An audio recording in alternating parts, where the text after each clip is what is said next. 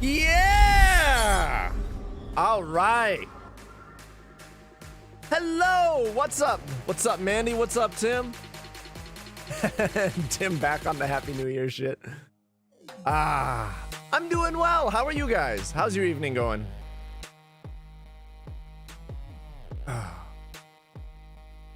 Down just a little bit.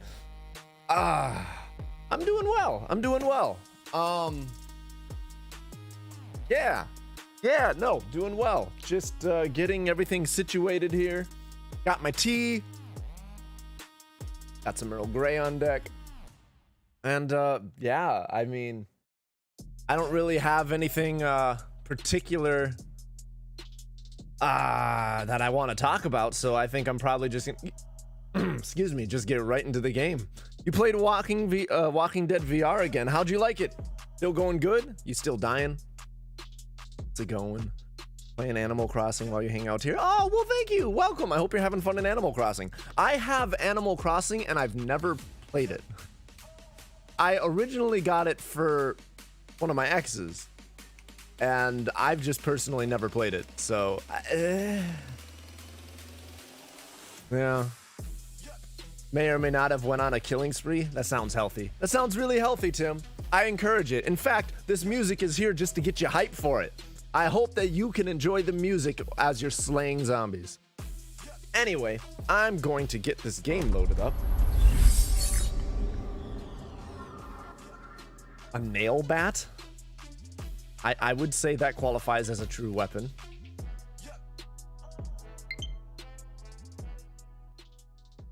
Music just a little bit, just so that it's not crazy. And let's keep going on the game! Alright, so day 1 of the trial just finished, and now we're gonna do some more investigating, if I remember right. And then we'll move on to day 2 of the trial. Killed humans wanting stuff, holding you at gunpoint. Jesus. Oh, I love my chat so much. I love the dark humor. Maya! Hey, Nick, it's you! I'm glad Mr. Edgeworth made it through the day, okay? It's a relief. Hey, why'd you do that anyway? Oh, right, she burst out to, like, save the trial and started... She got held in contempt of court. I forgot about that. I was like, why is she sitting in this room? I see. I don't know. I just knew I had to do something. I know I'm not the lawyer my sister was. I'm sorry. Well, you did save the trial. Just behave from now on, okay? Okay. Have you been questioned yet? No, not yet. Detective Gumshoe was here just now. He said, seeing as this is your first offense, we'll let you go after questioning. Whew. Wait. I think I'm realizing how much I don't know about contempt of court. Are you questioned and held, or are you just kicked out of the courtroom? I don't think I ever really thought about that. Is there a penalty for that? Like an actual, like, tangible consequence? Other than just getting, like, removed from the courtroom? I've never thought about that before. What up, Tim? Oh my god, Tim, I already know how to play chess! I'm just not a competitive chess player. If you want a good chess match, you wanna play Tom. Tom will make you wish you weren't born. Or make you wish you could go back in time and murder the person who created chess, because he will just make you hate life.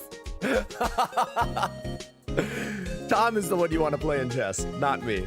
I'm inadequate.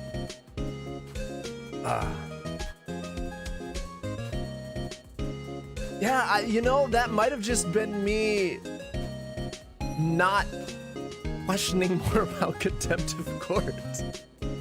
I guess I don't know, thought there might have been like a fine. Yeah. I thought there was like a fine, but I didn't think you were like held in holding and like arrested. You wanted me to get bail money ready. What? I thought that you'd get like a ticket. I didn't think... What the hell? Okay, well, now I feel crazy. Anyway, you can pay for me, okay? Huh? How much? I don't know. I guess they'll send you a bill or something. Why do I picture giant bales of money every time I hear the word bail? Because bail is just a way to keep poor people in prison and to make sure that rich people don't really have to sit there. Should learn 9 men's Morris. I don't even know what you said. I don't even know if that was a typo. That's how much I don't know about whatever game you just said. Any luck with Mia? None. I can't get through to her at all. I tried. I really did. I don't know what to do. I think I probably shouldn't have stopped my training. She sounds like she really did do her best. I should check and see if there's any waterfalls in the local area. Right, I forgot about the waterfall thing. I wonder if I'll ever see my sister again. Well, I think it's time to investigate some shit. Heading back to Gourd Lake. There are fewer than there were yesterday. Oh, I see, but the cops are still around in the park. That's a weird way to say that sentence. I wonder if Detective Gumshoe is here today. There are fewer than there were before. Cops, I mean.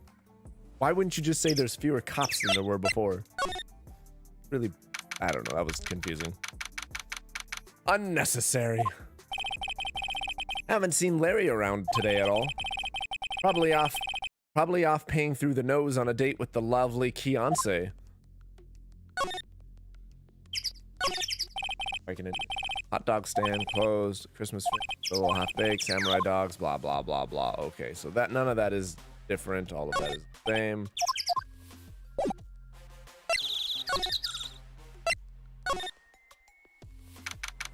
All right. Hey, Detective Gumshoe. Hey, pal. The trial today. Yes. What about the trial? Well, I was going to say good show, but it wasn't really all that. Though you did save Mr. Edgeworth, I guess. I just wasn't sure how to thank you, you know? Thanks? Yeah, perhaps just simply saying thank you is the way to thank someone. I'm fairly certain that's how it works. Alright. Anything new here to look at?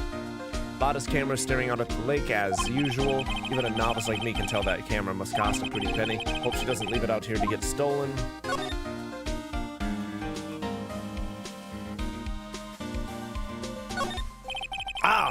South Africa Live has an update.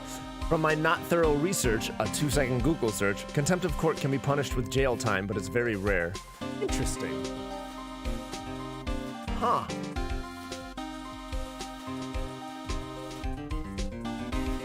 Huh, I genuinely just never knew that. Well, I learned something new today. Fan-fucking-tastic. Alright. It's like... Yep, car covered with dents. Is there a spot? Wait, what does that say? Further back. The trees fade into the shadow where the sunlight can't reach. I bet that's where another gunman was. Detective Gumshoe? Any idea what strategy Von Karma is planning for tomorrow? It sounds like he's bringing in another witness. Another witness? Oh, right. He said something about that in the trial today. Yeah. Yep, he said there were 2 witnesses. I remember that.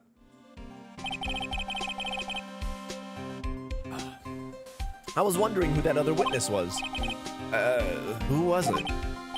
Sorry, pal. As much as I'd like to, I'm not at liberty to divulge that information. Right. Oh, right. I wanted to ask you something about Edgeworth. What's up? Is he afraid of earthquakes? I never heard anything about that before. Mr. Edgeworth doesn't talk about himself too much, see? But there's one thing that's clear as day. Him hating crime the way he does. And him becoming a prosecutor. And him being scared of earthquakes. It all started with that incident. Sorry, I feel like we should get like a black and white zoom in montage going here where it's just, it all started with that incident. Then get like some fucking big background music. The DL6 incident? Yep, that's the one. 15 years ago, when he saw his father shot before his very eyes. He still feels the pain now. You can see it with his eyes. What the hell? Who wrote this? He has a pain in his eyes. He saw it with his eyes. You can still see the pain when you look in his eyes. It's so horny. Like, the actual event is sad, just the writing is just very surface level. I wanted to talk to you about Maya Fey. Huh? She's not out on bail yet? That's strange. I told him to let her go as soon as they had the report written up. Man, I don't know what would have happened in that courtroom today if it weren't for her. Seeing her get dragged out by the bailiff. I'll be honest with you, pal. I shed a tear or two. Mr. Edgeworth, he was so moved I saw his lip trembling. Really? Cold as ice, Edgeworth. He was really grateful for what she did, you know. I'm going to head back to the station. I'll get the report on Maya and get her out of there as soon as I can. Thank you. Oh, wait. I was wondering, how much is bail going to be? Don't worry about that. Mr. Edgeworth is posting the whole amount. What? Edgeworth? Didn't I tell you? He's grateful to her for what she did. All right, pal. Well, don't forget to go pick her up, okay? Maybe I can get Edgeworth to pay for this month's rent, too. Oh, Jesus fucking Christ. That's really cool that Edgeworth is posting the bail, though. Let's go see what's going on at this boat rental place. Finally, we can interact with something here, I think. Looks like the boat rental shop is closed today, too. Oh, well, fuck. Maybe I was wrong. Can I look in the window? Oh, boat rental shop. Doesn't look like anyone's around. Probably closed. Burger. This is fucking this. Okay. Wait. What about these woods? More forest off that way. I thought I found any. Oh, okay. Whoops. So, investigating at the park itself seems like a waste of time.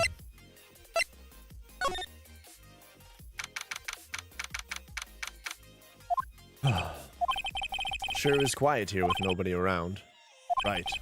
I have to get Maya out of that detention cell soon. Alright, I can take a hint. I left her there for exactly one scene, apparently. Hey, Nick! You finally came!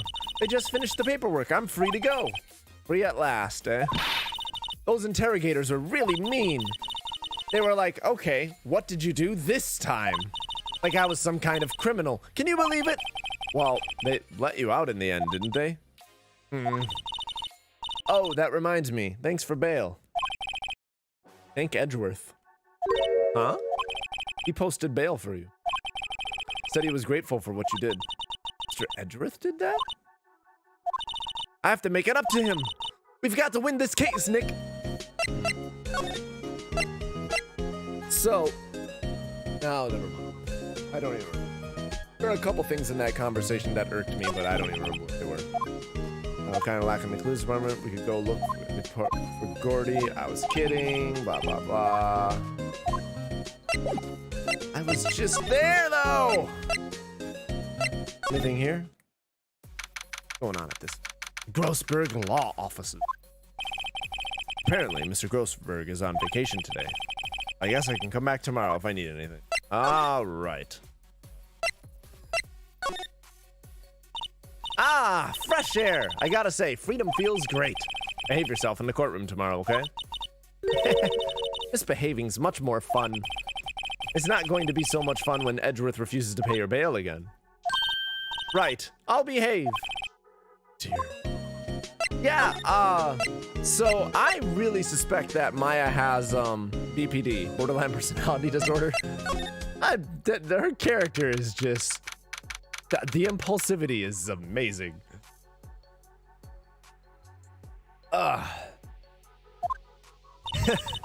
There aren't many cops around today, are there? They're probably back at the precinct, working up the case against Edgeworth.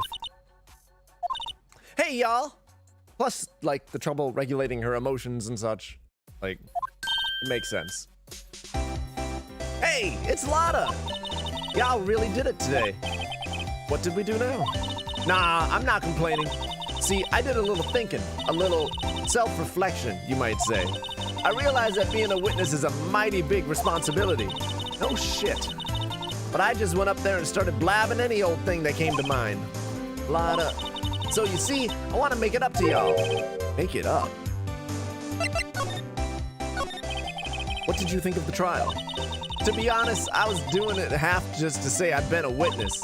Even though I didn't really see anything. I kind of convinced myself I had, though. I'm sorry. I know I caused y'all a lot of trouble. You know what? That is some insightful writing, actually. Take back what I said earlier about the game in general. Because the way we navigate life is by telling ourselves stories, and specifically about telling ourselves stories about ourselves and the world around us. So she was excited about being a witness, and she's like, oh, I can be useful. And so she convinced herself in her head, genuinely believing it, but she fell into like a cognitive trap where she just wanted to be useful. And so she started making up stuff that she hadn't seen because she was convinced that was the right thing to do in her attempt to be helpful. And now recognizing it after the fact, like that's some good reflecting. I appreciate this little segment here. Well, memory is a tricky, vague little thing. Yeah, I sure know that now. That's actually true. Memory is one of those things where it feels like a tape recorder, but it's not a tape recorder. Every time you remember something, you're remembering the last time you remembered it. You're not actually remembering the original event. So the first time you remember something, you're remembering the original event. The second time you remember something, that same thing, you're remembering the first time you remembered it, and so on and so forth. And basically you get a copy of a copy of a copy of a copy, and imperfections come in. And those imperfections can also be influenced by the prompts around you and how people word questions and lead you and things. And, you know, it's the reason why the fish gets bigger with each retelling. It's just, memory's very fallible. Right! You mean the first time you witness a murder? What about Gordy? Right! Well, the way I figured, the trial's only stoking the flames of Gordy fever. I'll get my exclusive photos and rocket to stardom. All right, Lotta, you go, girl. I wish I could be an investigative photographer, too. Finish your spirit medium training first. Lotta, what do you mean by making it up to us? Well, you see, actually, I got a bit of information for you. What? That Von Karma didn't want me to say nothing about it. What information? Now we're getting to the heart of it. See, I reckon we might be able to do ourselves a little exchange. Exchange? I thought this was to make it up to us. Right. I proposed a little exchange to make it up to you. Jesus fucking Christ. That's not how you make shit up to someone.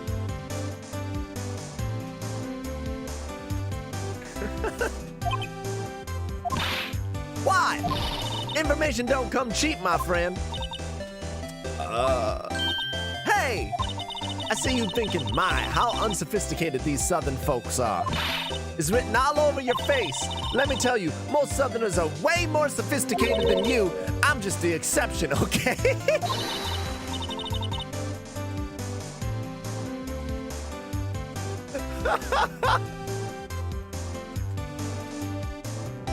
The fact that she said, I'm just the exception. Well, what'll it be? We got a deal or not? What do we do, Nick? Take the deal. I'm not unpacking all that bullshit. Ugh. We don't have any other leads, so I don't think we have a choice here. Okay, how much? Huh? You completely off your rocker? I may not be sophisticated, but I'm not trying to rob the poor. Huh? The only fair exchange for information is information. Listen good. Listen good. What I need from you is information about Gordy. Whoa, whoa, whoa! Gordy? But Gordy doesn't... I mean, Gordy might not exist. Then bring me proof that shows he don't. That's not how proof works! God damn it! You can't prove something doesn't exist. Right? Like, try to prove unicorns don't exist, or try to prove fairies don't exist. You have to prove that they do. You can't prove that they don't. Like, how do you... That's... God damn it, Lana. I'll be keeping watch from the car, okay? You see something, y'all come to me first, got it? Okay. Right. See y'all later. Okay, Nick, let's get hunting. Hunting? You don't seriously mean... Gordy? I sure do. What about Edgeworth? We're searching for Gordy for him, Nick. Don't you get it? Okay. And how exactly do we search for a make-believe monster? Maybe we can find a monster myth specialist? Oh, God. You have no idea how many times I end up in debates with people who use that type of logic. Where you have to prove the negative. They're making a mistake with where they think the assumption is, right? They're adding an assumption to reality that isn't there. I assume Gordon exists, and it's up to you to Gordy exists, and it's up to you to prove Gordy doesn't. No, you're just assuming a thing without justification. The default position is that it doesn't exist until you show an example of it does exist. You have to demonstrate it's possible in order for it to be counted amongst the possibilities. It's just bad reasoning. It's just bad logic. That's not how evidence works. That's not how proof works. That's not how any of that works. God, the amount of debates I get into with over where that's kind of the cornerstone of their entire point aggravates me. I'm okay with it when it's first there, because I used to make that same mistake as well. But the denial when it's pointed out is what annoys me. What's that? The Steel Samurai, Nick! Yo, Maya! Larry! What the heck is that? Why is his jacket too big? Do you see that? His sleeve is like a whole hand longer than his arm. Oh, it was my girl Kiance's idea. She was all, if you like, put this here. It would be like, really cool. Dude, she gave it to me along with the banner. Wow! That's real impressive she could find those for you. Well, she knows a lot of people. And that show's finished now, so she got them for free. Right.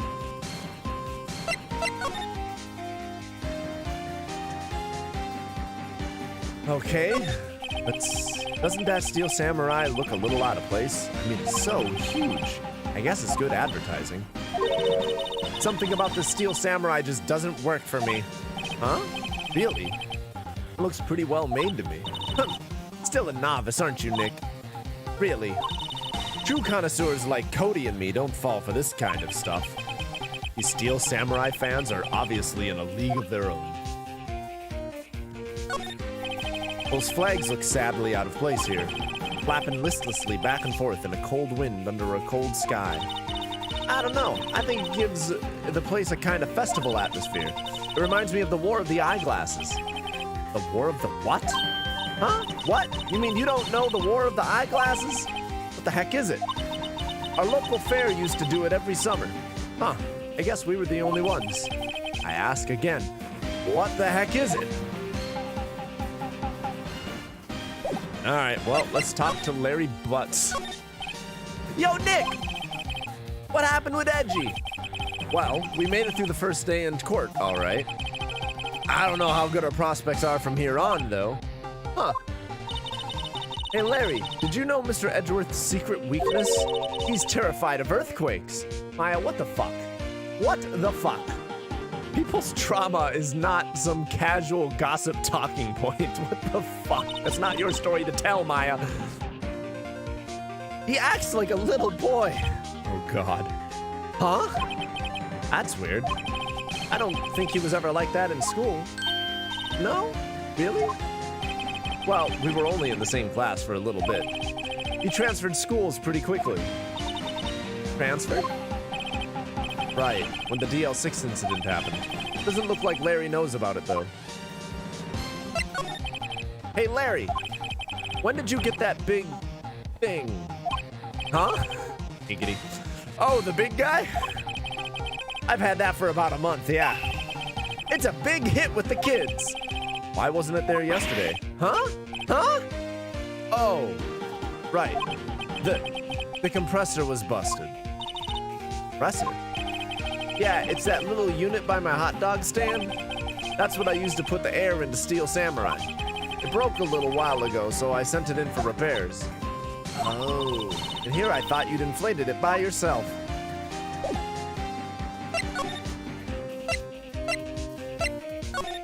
I already go over here? Oh, I didn't.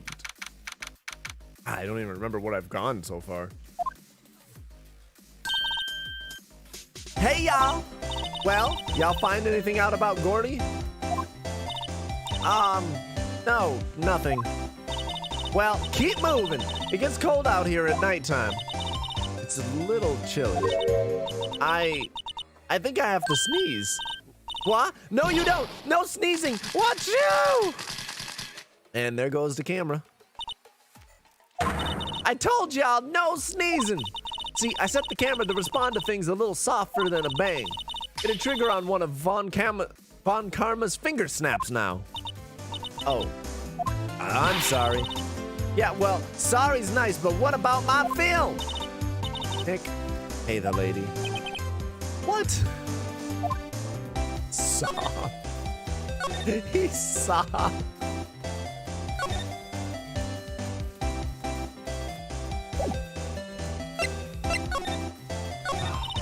I learned something in today's trial, that's for sure. Testifying is serious business. That's why I decided not to talk about that case anymore. Huh? Whoa, didn't you say you had information about the case? Tell us that at least. Like I said, I'll trade it for the dirt on Gordy. What are you going to do if Gordy doesn't exist? I'll quit being an investigative photographer. What? After all, I only have one photo to my name so far. Is it a good one? You bet. A UFO. A UFO? Anyway, if I can't get a career making photo this time around, then that's it. I'll quit and go back to school. Huh? So you really are a university student? Yeah, well, I'm taking a break for a bit. Right. He's nuts. He's absolutely nuts. Wait.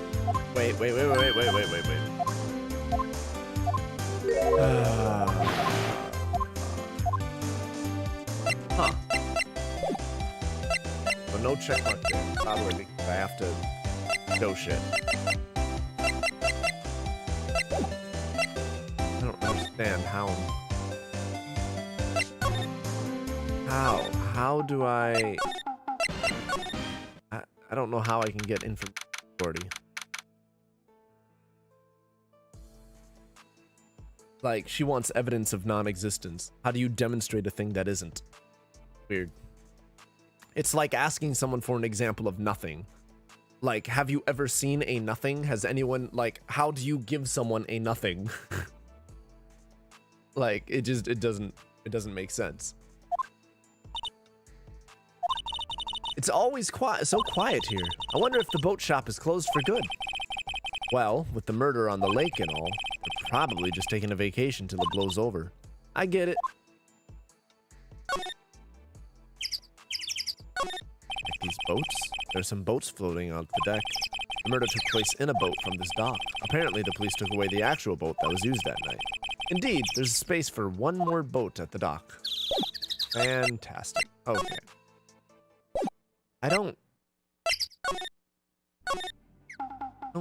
see what I can possibly figure out.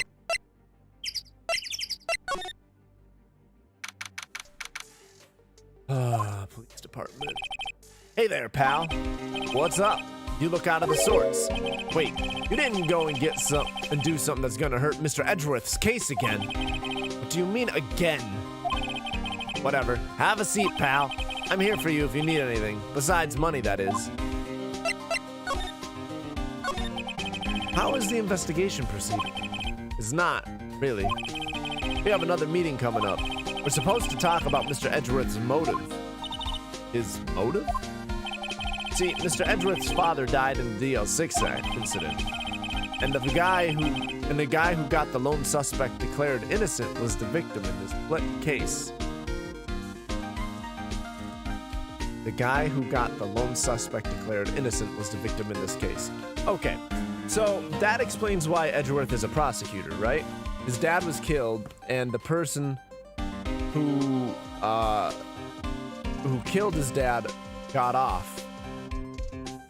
And so I get that. Okay, that made Edgeworth want to switch from defense to prosecution because he didn't want people to get away with injustice, and he didn't want to defend people like the person that killed his dad.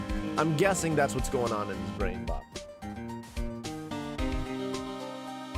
I'm guessing that's part of the trauma. It makes sense. Robert Hammond. They're saying that's why Mr. Edgeworth shot him. And Edgeworth never talks about his past. I bet they'll drag that out and hit him with it in court tomorrow, too.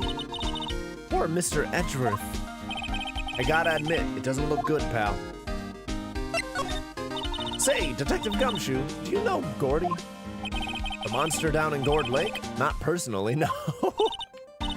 Well, we're looking for it. Huh? Are you out of your minds? You got time to go wild monster hunting? How about doing a little questioning for me then? Oh, Detective Gumshoe is scaring me, Nick. I told Detective Gumshoe about the deal with Lotta. Nick, try telling him sooner next time. Sorry.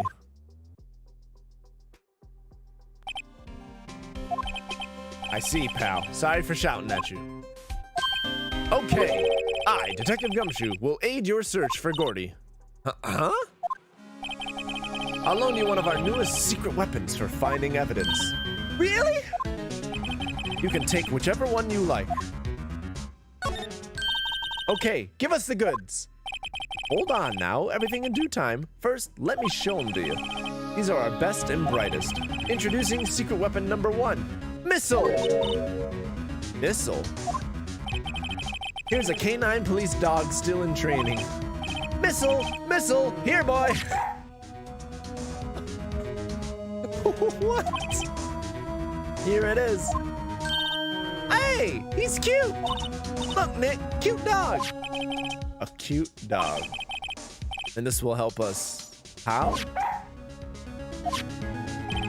Next, secret weapon number 2, a fishing pole. Here, this is my own personal pole. Detective Gumshoe, we're looking for a monster. Okay, so I get the search dog. Yes, the dog is cute. I get the search dog. How does the fishing pole help? How is that evidence gathering apparatus? Yeah, I see it's not a German Shepherd. Shiba Inu? Shiba Inu? I didn't know that was the name of the breed. How are we supposed to catch a whole sea monster with a fishing pole? Never know till you try, pal. Okay, this next one is the last one. No, please, I'm already overwhelmed by our choices. Secret weapon number 3, a metal detector. Here, Detective Gumshoe, we're looking for something alive. Right. How are we supposed to find it with a metal detector? Hey, you never know. It might have been eating soda cans. Well, which will it be? I can't make up my mind, Nick. They all seem so perfect. I smile. I can't make up my mind either, for the totally opposite reason. No. We should definitely take the metal detector. Tim, why would I take the dog? I don't think we're actually going to find Gordy. However, a metal detector could be nice. We could find actual evidence that would be relevant in the case using a metal detector. Maybe even find the alternative weapon that I think an alternative shooter might have done. You can swap them out, so choose dog. What?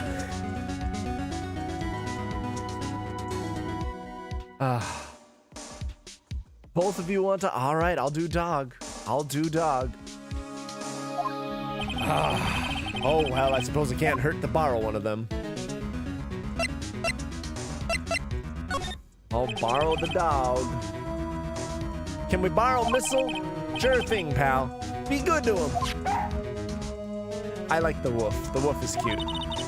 He's so cute! Oh, boy. Canine unit in training. Very cute with shiny eyes.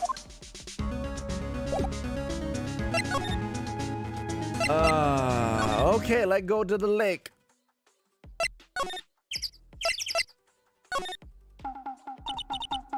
Hey, Nick. Missile's been acting strangely. Missile? Oh, right. That little creature of the detectives. That little creature. Hey, I love little doggies. Good boy. Good boy. Rawr. I love that the dog doesn't like Larry. That's fucking hilarious. What's wrong, Missile?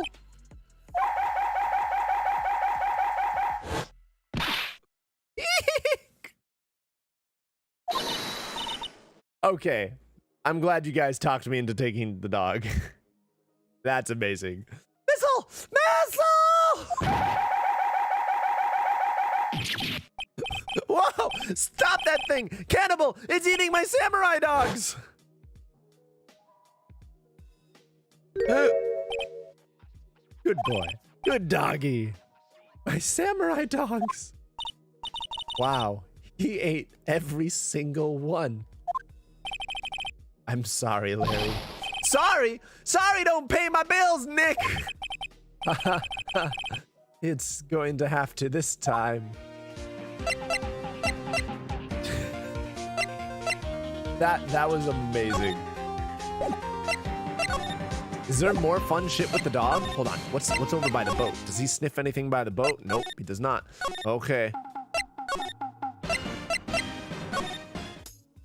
Nothing here? Okay. Now I can swap them out? Alright. Alright. Alright. I'm gonna do it. I'm going back to the metal detector.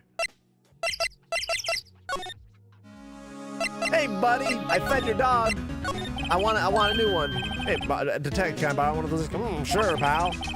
I'll have to take back the last one I lent you. Department policy. They have a policy about borrowing things out to civilians one at a time? Is that what's going on here? Can we borrow that metal detector? Sure thing, pal. I'm not sure what we're going to find with this. Remember, you're hunting for a monster. Anything is possible. Anything!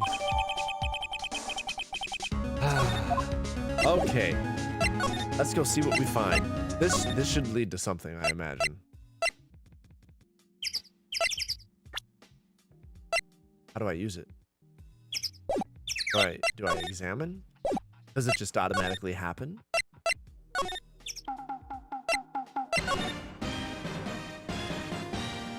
Okay, can't just randomly click the ground.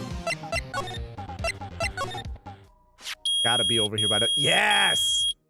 There it is. That was a little more high-pitched than I wanted, but there it is. Nick! It's beeping! The metal detector's found something! Sure is loud enough about it. Whatever it is, it must be in those bushes. Go check it out, Maya. Why do I have to check it out? Nick. Look! Huh? An air tank? There it is again, that funny feeling.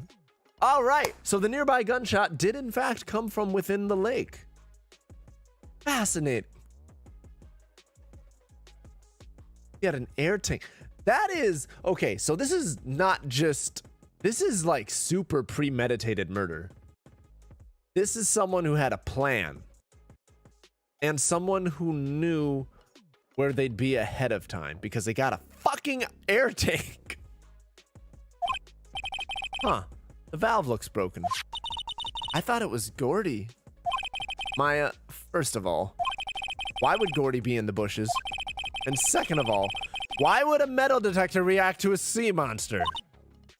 Oh, those flags definitely look familiar. Look like Beyonce's little flag banner. Or Larry's flag banner. Oh. Huh. There's something wrapped around this air tank.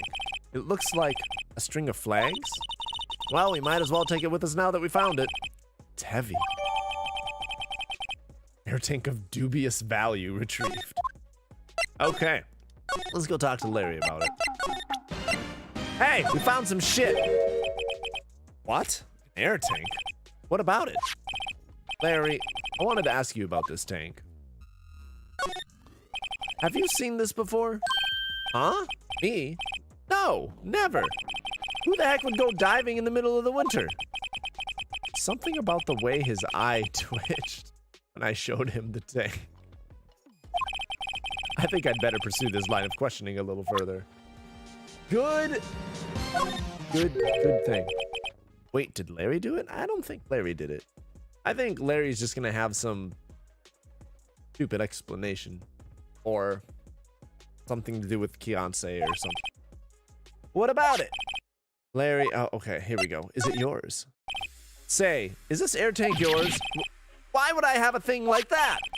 Look, see how there's a string of flags around the valve? It's just like the string of flags around your steel samurai there. Must be a coincidence. There's strings of flags everywhere these days. like elementary schools and used car dealerships. Look, why would I need an air tank anyway? To inflate something? You used this to inflate that, didn't you? Inflate what? What else? That big puffy steel samurai. Now, why would you go asking me a question like that? Looks like I hit the nail on the head. Right. Actually, see that compressor I always use was on the fritz, so I tried using the tank to inflate it. Just once. And, it didn't go so well. No shit. As I suspected. Okay. So then my question is, when the tank didn't work, did he use up the entire tank trying to make it work, or did he discard it? Because if he discarded it, someone else might have found it and used it. It didn't go so well? Yeah. Do you think you could be a little more specific? Come on. Look, it's embarrassing, so I really don't want to talk about it. Tell us. Fine. Whatever.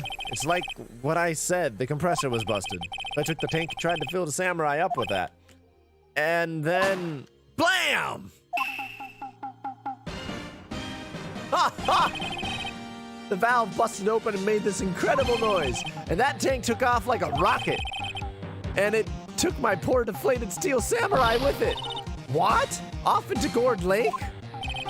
It sure scared me out of my gourd, that's for sure. Oh my god. So Larry's air tank rocket might have actually led to someone thinking there's a gourd monster. Hey, Tom, how you doing? Yeah, I'm enjoying this case so far. How's your day going? Also, Tim seems to be itching for chess matches. Hint, hint, wink, wink, nudge, nudge. I'll let you guys figure that out. Oh, Larry.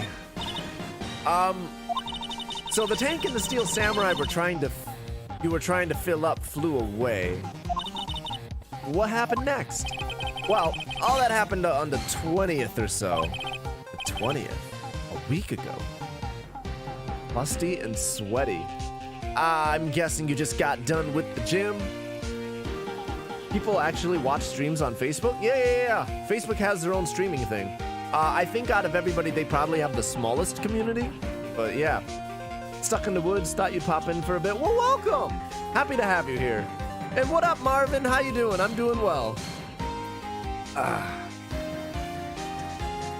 Yeah. Now, as far as I could see, the tank went flying out into the lake. So I went out every night in a boat looking for it. I mean, Kianse gave me that steel samurai after all. And when did you find it? Just the night before last. It flew way out there. It took me 4 whole days to find it. Night before last was the night of the murder. Sorry for not telling you, Nick. Actually, I was here on the night of the murder. But you see, I went home before midnight. So you didn't know about what happened. No. That's too bad. It's not all bad. We've solved one mystery at least. A mystery? Maybe we should go tell her. Yeah, that's what the hell led to the Gordy incident. Well, we have proof the damn thing doesn't exist. Because apparently that's how we need to do this bullshit. Well, Mr. Lawyer, I've got the info y'all need. Y'all got the scoop on Gordy for me yet? Gordy doesn't exist. There's no such thing as Gordy. What? How can y'all be so sure? Really, Nick? Y'all got some proof Gordy don't exist? Proof that Gordy doesn't exist. Here. Of course I have proof. No lawyer worth his badge would make a claim without the proof to back it up. Here's the proof that Gordy doesn't exist. Ba-bam! Larry's air tank? What are y'all doing with an air tank? This is Gordy. Excuse me? What exactly are you saying, Nick? There's a stand near here, a hot dog stand. There's a giant inflatable samurai doll there. About a week ago, an idiot who happens to be a friend of mine tried to fill it. He used this air tank, and when the valve blew, the tank flew into the lake. Apparently, it made a pretty loud bang when it flew. A bang? The tank, along with the still deflated samurai, fell into the lake. At the same time, a couple was taking a photograph of the lake. This photo. Wait. So, you're saying that Gordy is really the steel samurai? Yep. Well, that's a fine way to ruin a gal's dreams. I'm sorry, Lotta. Nah, it's okay. You win. I'll give you your info, like I promised. Poor Lotta.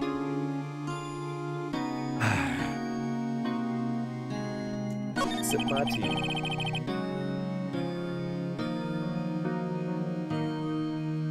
The likelihood of that being an explanation is really low. However, like there's a lesson here, right? So you have to demonstrate that something's possible in order to count it amongst the possibilities. And you can't really prove a negative. In this case, the explanation for the weird thing, right? Like, because in actuality, we're like, oh, there's a monster, right? They just had some unexplained weird thing poking out of the lake, and they just assumed it was a monster, right? But they have no examples of monsters, so the possibility of it being a monster is 0 until shown it's possible, right? Now, the idea that someone was inflating a giant inflatable thing in an air tank going off is incredibly unlikely, but its possibility is not 0, it's above 0. So that is still infinitely more possible than something that has a possibility number of 0. So there's like a lesson there. So, tell us this information you have. A promise is a promise, I guess. I overheard the cops around here saying something about the witness tomorrow. They said he's the caretaker of the boat rental place up the path here. Boat rental? There's someone there. I mean, it looks so deserted. Just an old guy living all by himself. Y'all should go check it out. Thanks, Lotta. We will. Let's get cracking, Nick. Hold on. Something else? Yeah, the night of the murder. My camera clicked twice, you know. Wait, so you have another photo? Well, yeah, but there's nothing in it at all. Just the lake. I figured it wouldn't be much use as evidence, so I kept it to myself. Well, it might not be helpful at all, but Here, take it. Yeah, I was wondering about that. Why would there only be one photo? Shows an empty lake taken automatically at 11:50. Okay, so that's 25 minutes prior to the murder.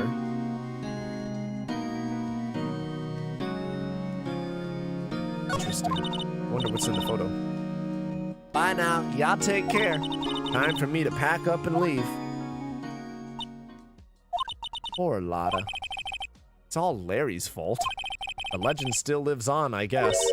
The legend? Yeah, the legend of Larry. Familiar to all who know him for any length of time. When something smells, it's usually the butts. Oh, Jesus Christ. Someone should whip that butts into shape. All right, let's take a look at this new photo. Why can't I look at it? It just says, shows an empty lake. Okay.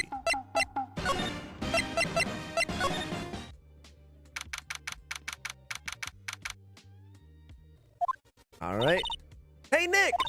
This is the boat shop that Lotta was talking about. You're right. Doesn't seem to be anyone around at all. Well, let's check it out anyways.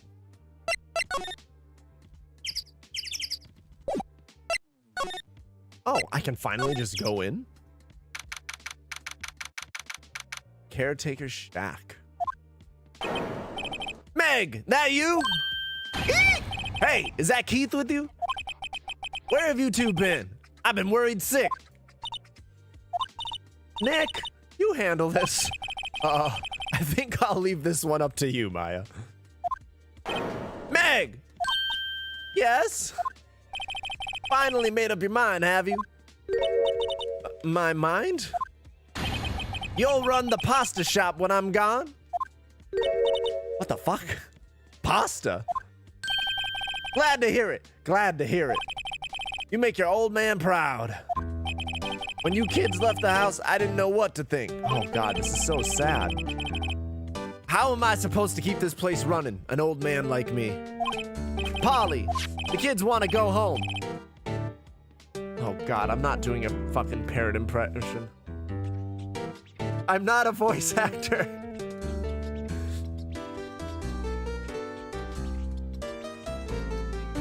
How would I even...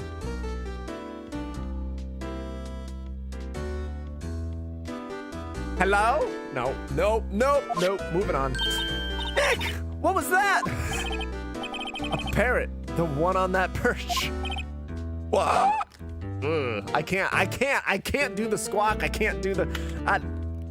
No, no. Keith. Yes. I leave the wet noodle in your capable hands, Sonny. Nick, what's the wet noodle? Based on the available evidence, I'd say it's the name of his pasta shop. That's a relief, isn't it, Polly? Nope, nope. Hello? Hello? Squawk! Oh, there we go, I can do that. Yup. Now he just turned into Goofy. And...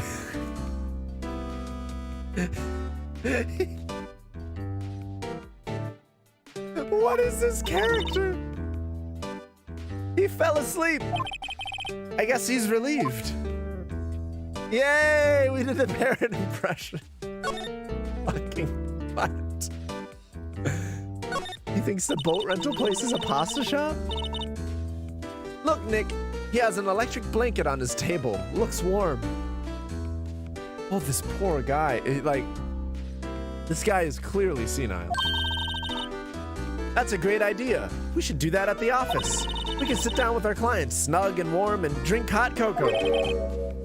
And what? Talk about murders?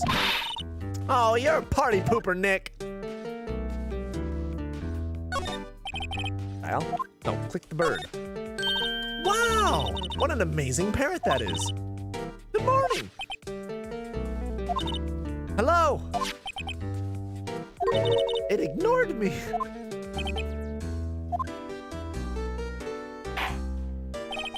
What, you forgot, Meg? You gotta call her name first. Her name? Polly, how you been? Hello? Wait, how did I do it? Hello? Hello? Squawk? See?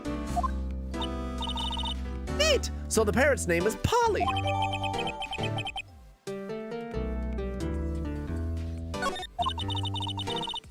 I swear to fuck. Is this parrot about to be a witness? Because I was actually thinking that the senile old man was going to be a witness, but then I was like, that's so... Like, what would you even tear apart there? But the parrot... I could see Capcom doing that. I could see the Capcom putting the parrot on the witness stand. Oh, fuck me. All right. Too bad all she can do is say hello. Ha ha ha ha. Old Polly can say lots of things. You just need to know the secret words. The secret words? Polly! Polly! What's your name? Polly! What? Cute! Maya's found a new friend. Yeah, it's a very stereotypical parrot name. Looks like a kitchen unit. It's pretty clean. Funny, he doesn't look like the type who'd keep things tidy like that. You're forgetting, Nick. He's running a pasta shop here. Fair enough. Oh man, I remember those box TVs. God damn, those bitches are heavy. Wow, he has a television in here too. Anything in the trash? Oh. Wow, there's lots of various fish in the gourd lake, aren't there? Something's funny, Nick. All these fish are saltwater fish. Oh. Alright, let's see if we can talk to him.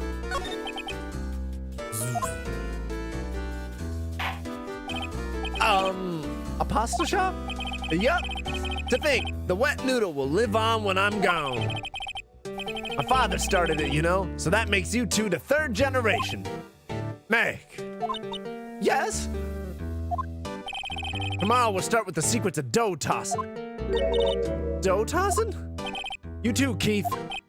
Yes? You'll be the best pasta wrangler the West has ever seen. Pasta wrangler? The West? Isn't pasta from Italy? Meg! Yes! You know the best pasta's always been made west of the Rockies, don't you? Right, of course. Everybody knows that. Nick? Huh. How long do we have to keep this all in the family charade? This old man must know something about the murder. Wait, what?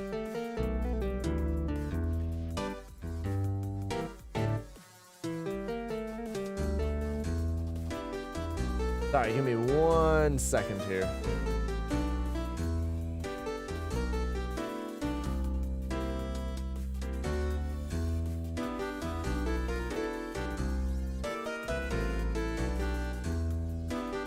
Oh, sorry, 1 sec.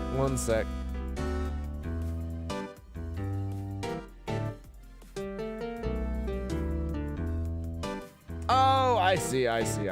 Okay. Sorry, I just had to check a weird mail notification I got on my screen.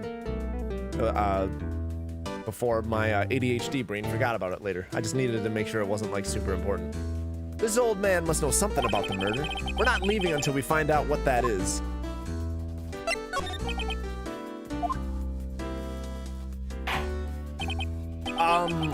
This is a boat rental shop, right? What are you talking about? This here's the Palace of Pasta, the wet noodle. Though, now that you mention it, we haven't gotten many orders for spaghetti lately. All the kids come up and say, "Yo, dude, we want to ride on one of your boats." That's why I keep them boats out there. Youngsters these days, darned if I understand. I'm pretty confused myself. God damn it, I dropped a thing. All right. Nick, this isn't going anywhere. But this old man is the witness tomorrow, right? We've got to find some way of getting information out of him. That's it. That confirms it. No. I think the parrot's gonna be the witness.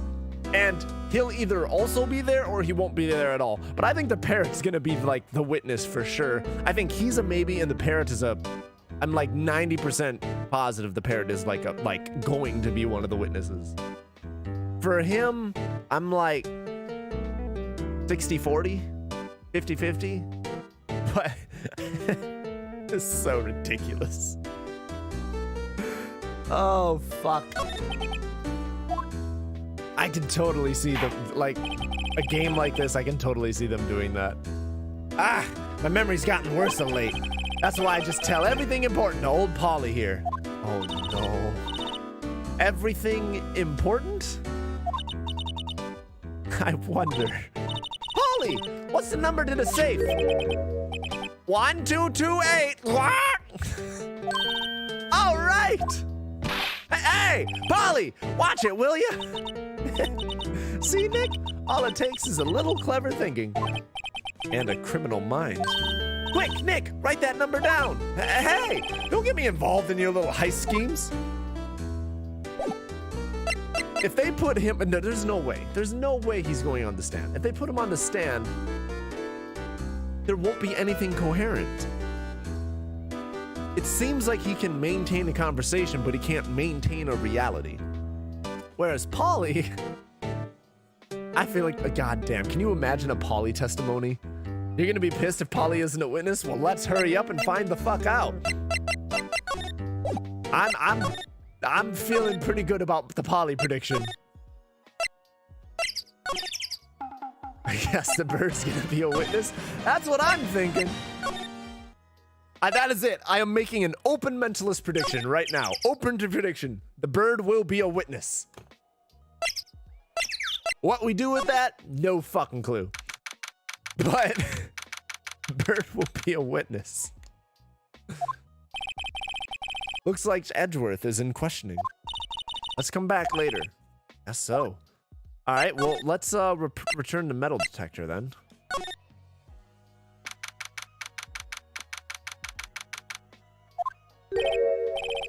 Detective Gumshoe isn't here. Now that you mention it, didn't he say he had a meeting to go to? Ah, that's right. Let's come back later. Okay, so all these things are later.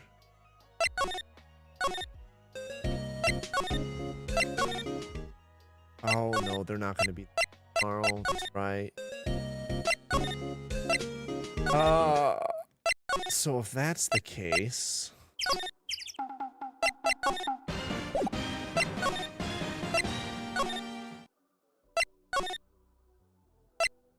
the fuck?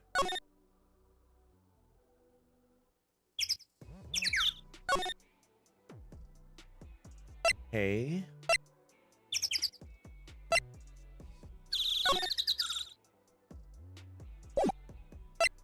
I examine. Nope. Maybe. Hey, Nick! What? Don't tell me you're hungry again. No. I was just wondering, why are camping pots and pans made of aluminum? Oh, we had this conversation. Okay. Where can I go? What haven't I done?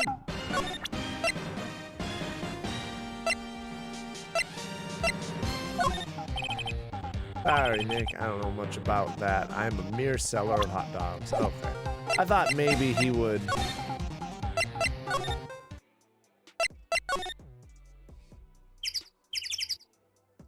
Boat. What the fuck? What's next?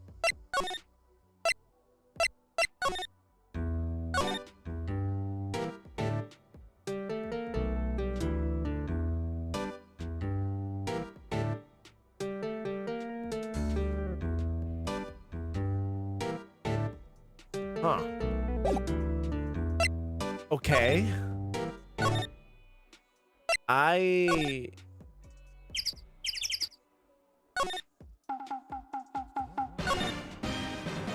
don't know where to go. What's this machine? That's a compressor. I use it to fill up that balloon there with air. Huh, neat. Just got it repaired yesterday. Man, what a drag that was. Can't get over the samurai dogs. The original samurai dogs, no less. Hey man, whoever calls their product the original first wins. Why don't you add world famous to the sign? Hey, good idea. What have I done? Yeah. Huh, I almost didn't see that signpost. Left, boat docks, right, exit.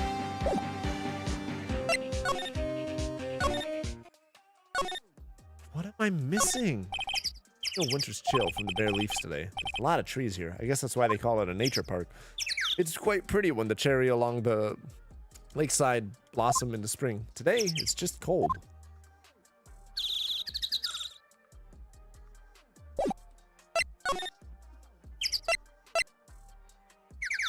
I've got nowhere to go.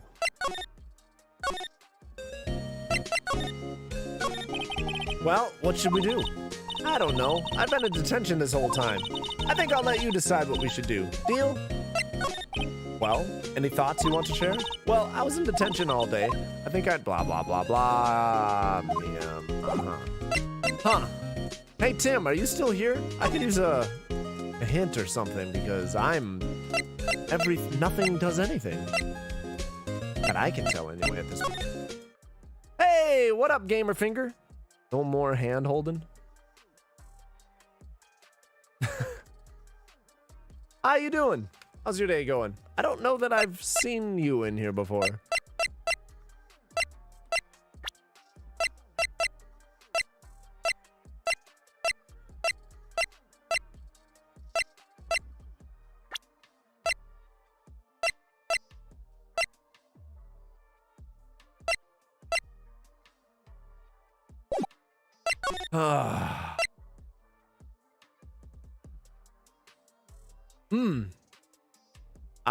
I feel you on that. You should probably go to the bathroom. And now's probably a good time for that because I don't really know what is coming up next or where to go to trigger the next thing. So it might be a minute. It says Gord Lake Nature Park display. Baba, looking for picnicking. Yep. Okay, so okay. You know what? I do have an idea. Welcome back, Tim. No, you have a bottom prepared? Jesus. Okay.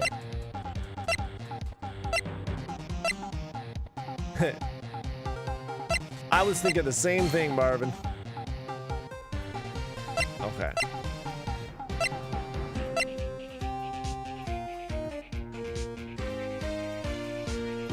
Larry, what about this? Sorry, Nick. Don't know much.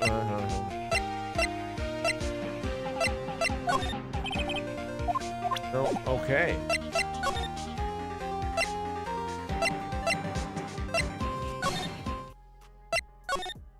I'm gonna try presenting some things to this guy.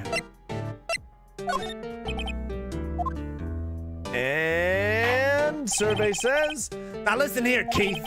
Remember that tricolor pasta we were talking about? Our rainbow lioli.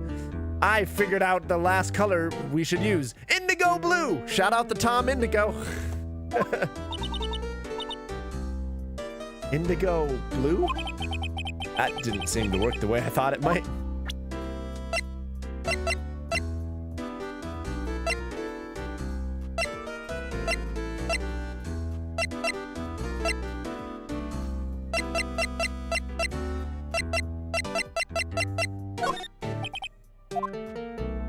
Let's see. That's a lawyer's badge? Yes, it is. I don't believe it. This old guy is the first person to recognize my badge. I get it. Huh? Yep. I got you figured out now. You're not Keith. No shit. Nick! Now's our chance to clear things up. Sir? No, I'm not Keith. And I'm not Meg either. We're here investigating a murder that took place on this lake the other night. Please help us. A lawyer, huh?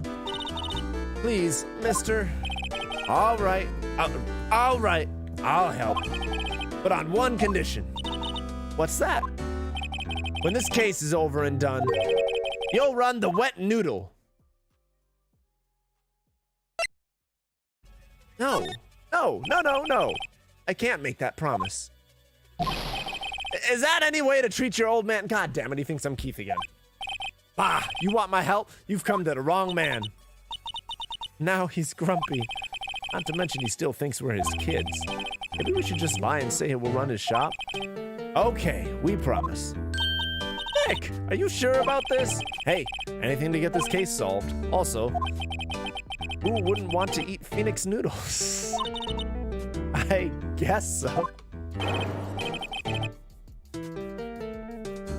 Phoenix noodle.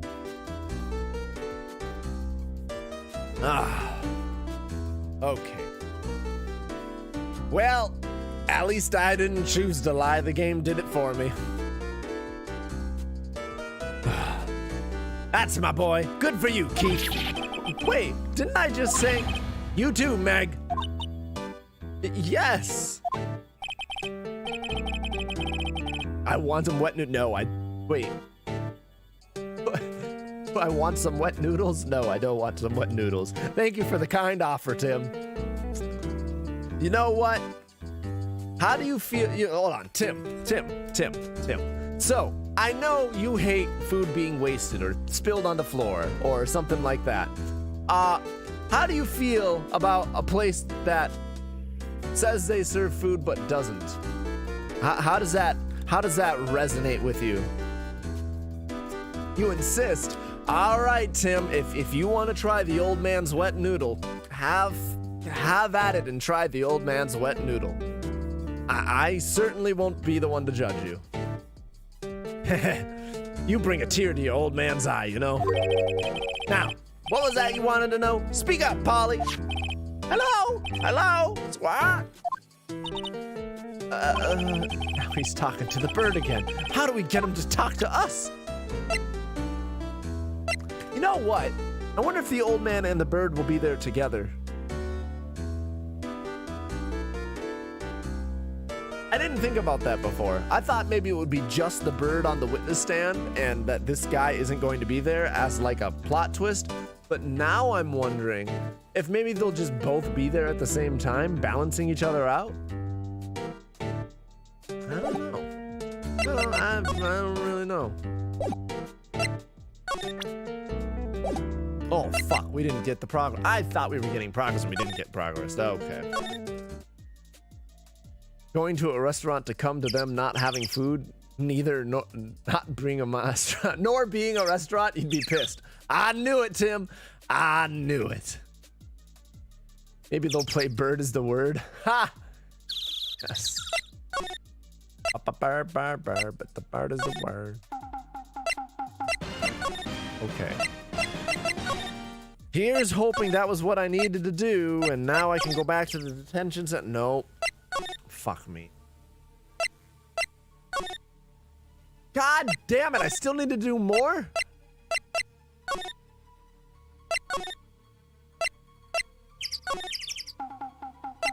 What about you, Larry? Sorry, Nick. I don't know much about that. Yep. You know, Larry, you don't know much about anything. Did I go to the woods? No, I mean, there's woods everywhere around me, but I don't have an option to, like, go to them. I've examined the woods. Oh, the Gourd Lake Woods. Yes?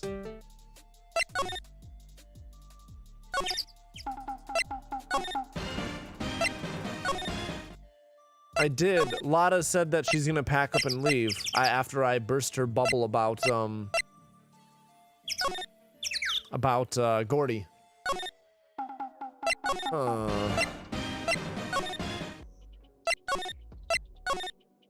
It's gotta be something with this old man. Or Larry, but Larry seems really unreliable. I don't think he's gonna respond to anything. He fell asleep?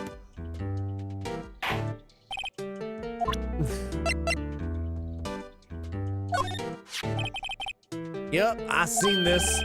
You know something about this, sir? Keith. Yes? It's okay. You can call me Dad. Dad, you know something about this? That would be so uncomfortable. Present the lake photo. Oh! Yes, that's what I just did. Well, at least we're in sync. And also, thank you. Yeah, the other night out on the lake. Yes, yes.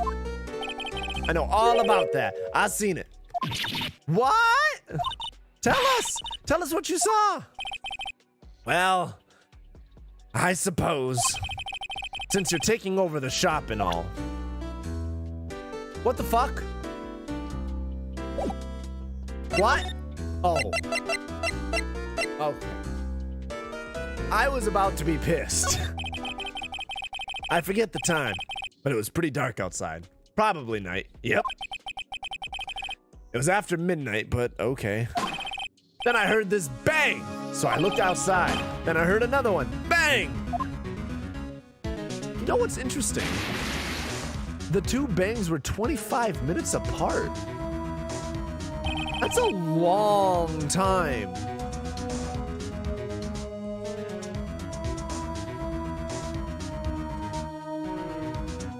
That's a really long time.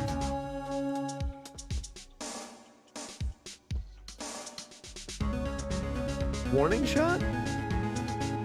Or...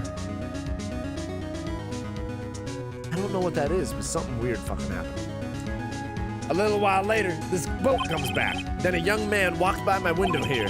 He was muttering something to himself. Yup. What did he say? Yup. I forgot. I'll remember tomorrow by court time. Promise. We need to know earlier than that. You know what?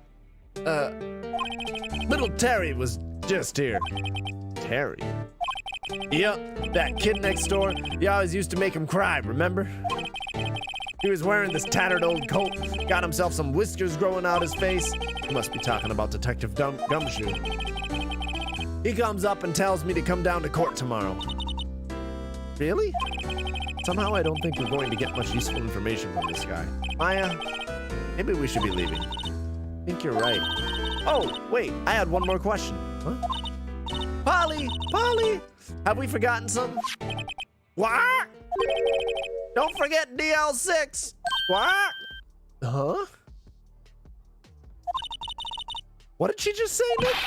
One more time, Polly. Don't forget about DL6. What? The DL6 incident? Hey, mister. I mean, Dad. This is getting weird. Who is this old guy? Why would that bird Polly know about DL6? We have to figure out who that old man is. Oh. What? He locked the door from the other side. Who could that old man be? I think I need to do a little more research on this DL6 incident. Maybe I should ask Detective Gumshoe. Yes! Moving on. Fucking finally. Oh, that's not where I meant to go. That's where I meant to go. You know what? I will try the wet noodles that they have. There you go. Hey, pal. Long time no see. You don't look so happy. What's wrong this time? Actually, we wanted to ask you something. Yeah?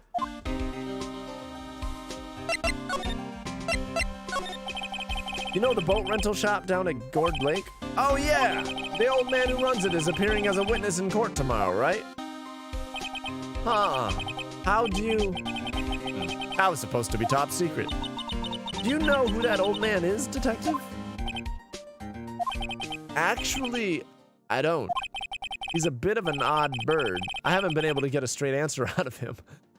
Is that a double, is that a pun there?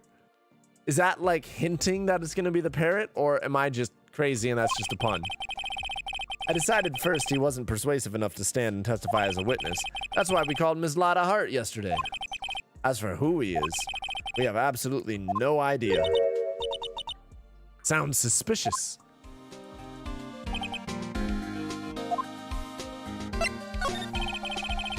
Present badge. Detective Gumshoe, please help us. Huh?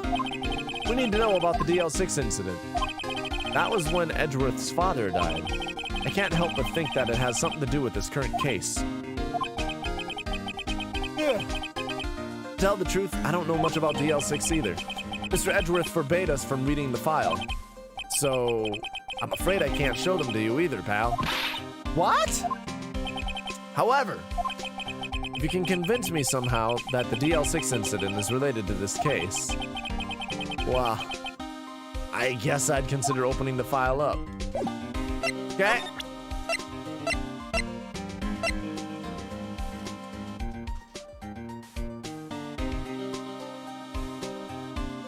Trying to remember where this photo came from. I think that's probably something I need to show him. Just making sure there's nothing else. Yep. Alright. Sorry to disappoint you, pal. I'm drawing a blank. God damn it. Okay. Guess we'll try the badge. I think it's a little early for you to be proudly waving that thing around. You can be proud of yourself when you get Mr. Edgeworth declared innocent, pal. Well, that's unfortunate. No, not ignored. I just wanted to try the other thing first. Because he knows I'm a lawyer, so it just seemed odd to me.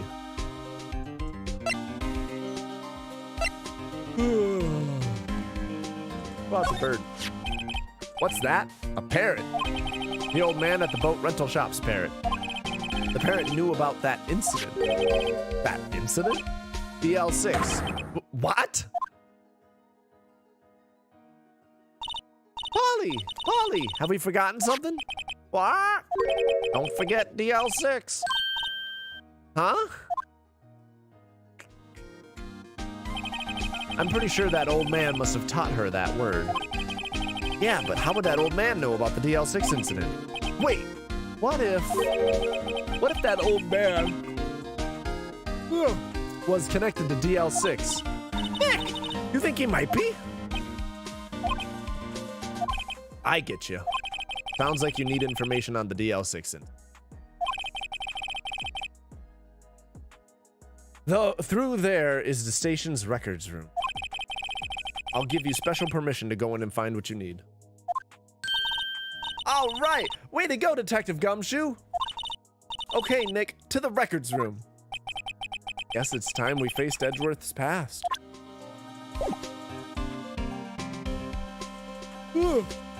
Bizarre to see this game with the high-res graphics. Yeah, because this game first came out in early 2000s on the DS, right? So yeah. You know, you're right. Because this game's like 20-some years old.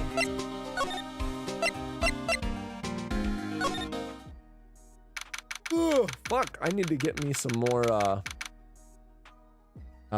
tea here. So yeah, you know what? I'm gonna take a quick like 5-minute break, go to the bathroom, grab some tea, and be right back. So I will pop on. I will turn up the music, and I will be right back, and I'll put the timer on. So hopefully I'll see you guys here. But yeah, like a 5-minute tea break. See you guys. See you guys soon.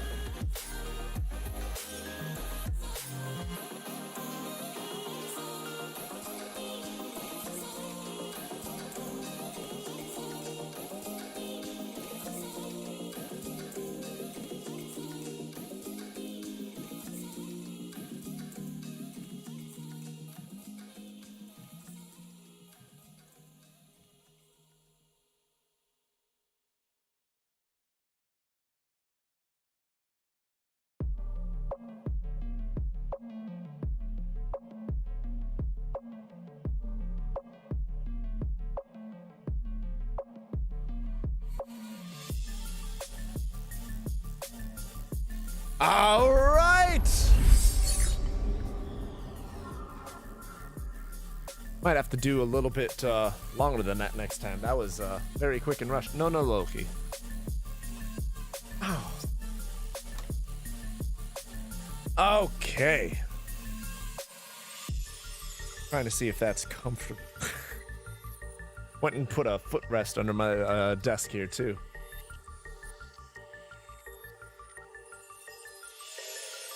It's hot. All right, so back to the game. Turn the music down a bit, just so it's less overpowering.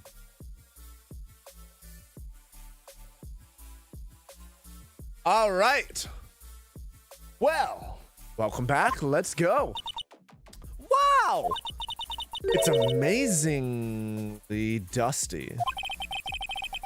10 years of files and 10 years of dust, I guess. You're right. The lack of Tim saying Happy New Year is weird. Tim, where are you at? Why you gotta let us down? Let's find that DL6 stuff quick. 15 years ago, both me and Edgeworth were 9 years old. We were almost through with 4th grade when he suddenly transferred. Hold on a second.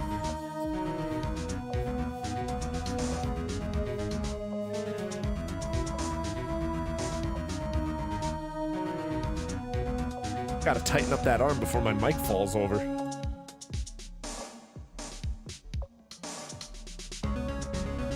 There we go.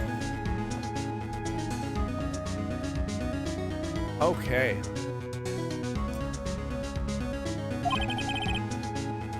Huh? Oh, yeah, thank you. Yeah, it's nice. I actually really like it. It's the Evo 22. It just came in today. It's much nicer. I am not sponsored. I have no sponsors. I've only been streaming since December. But yeah, I don't know. I needed something comfortable because I have sciatica, and this actually is working decently well so far. But yeah, so I went looking for like some office chairs but like none of them were tall enough over there, so I just kind of took the chance and figured if I didn't like it, I could always return it. So, yeah. It's because of DL6. Nick, I found out where the file is. Oh, you have a DIY gamer chair? Nice, nice. Yeah, dude, I like this. Hold on, check this out. This pillow's magnetic. There's no strap or anything. It just magnetizes to go where it needs to go. That's so nice. Like, I really like that. That's super fucking cool. You have a DIY gamer chair though. That's awesome. Like I've never really been very good. Like I've never been very mechanically inclined. So I luckily this was easy enough to put together, but I'm not good at that type of shit. Just a wooden stool with a hemorrhoid pillow. Would you make it work? Oh, I see.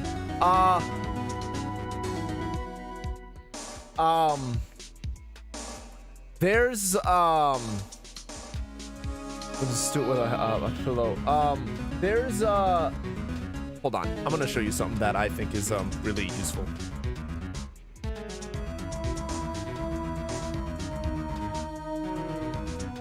I don't remember what this brand is. Cushion Lab. This here is a lumbar support pillow. That's really nice. You put it like on your back here, and it's really helpful if you ever find like another type of chair and you just need better like lumbar support. This thing is nice because it keeps its shape, so you can also use it in like couches and or like and whatever, and it like maintains. It's the only lumbar support type pillow that I know that like maintains its shape no matter what you're laying on. It's super good. I don't know about that. I don't know if it would be good for that. For me, I've got lower back problems. My sciatic nerve is like pinched with my spine, and that pain runs down my legs. And anytime I sit for a while, like it hurts a lot. It's like a shooting, stabbing pain. And so I've experimented with a couple of different things for that. I've never had hemorrhoids, so I've never done anything like that. I've never had a pillow for that. I'm just offering in case something like that offers and helps relief or helps with the sitting. There's also, see, I don't know what qualities you would need for that. Like when it comes to sciatica, for example, when I'm looking at cushions and such, you want something that takes relief off your tailbone, right? So it takes the pressure off. That's why there's that little cutout at the bottom here. I don't know what it is that you need. Oh, I do catch your meaning. I don't know what type of relief you need from that. Like, I don't know what types of pillows are good for that. Like here, you want to avoid, you want to support yourself, like your legs and such, and avoid like the tailbone stuff, like pressure on that. I don't know what the qualities you would look for are for that. I don't know. So I don't want to overstep what I can recommend. But I just offer that just in case it's useful, because that's the best lumbar support thing I've ever seen. On the off chance that something like that would be helpful for you with your DIY project, even if it's not good for just that, if it makes you more comfortable overall, it might be worth looking into. That's kind of where I was coming from on that. All right. Nick, I found out where the file is. Oh, thanks. Just let me know what you want to know about the DL6 incident. I'll go get the right file. Is there anything I can look at in here? Here are files of collected case reports. They're quite large. Volumes. Wow, these are all case reports? Yeah, it's like a graveyard of police cases. I guess my sister's case report is in here too, quietly gathering dust. Sad. Shelves stuffed with cases in the back of the room too. Forgotten cases rotting away for eternity. Nick! Let's get what we need and get out of here. All this dust is getting to me.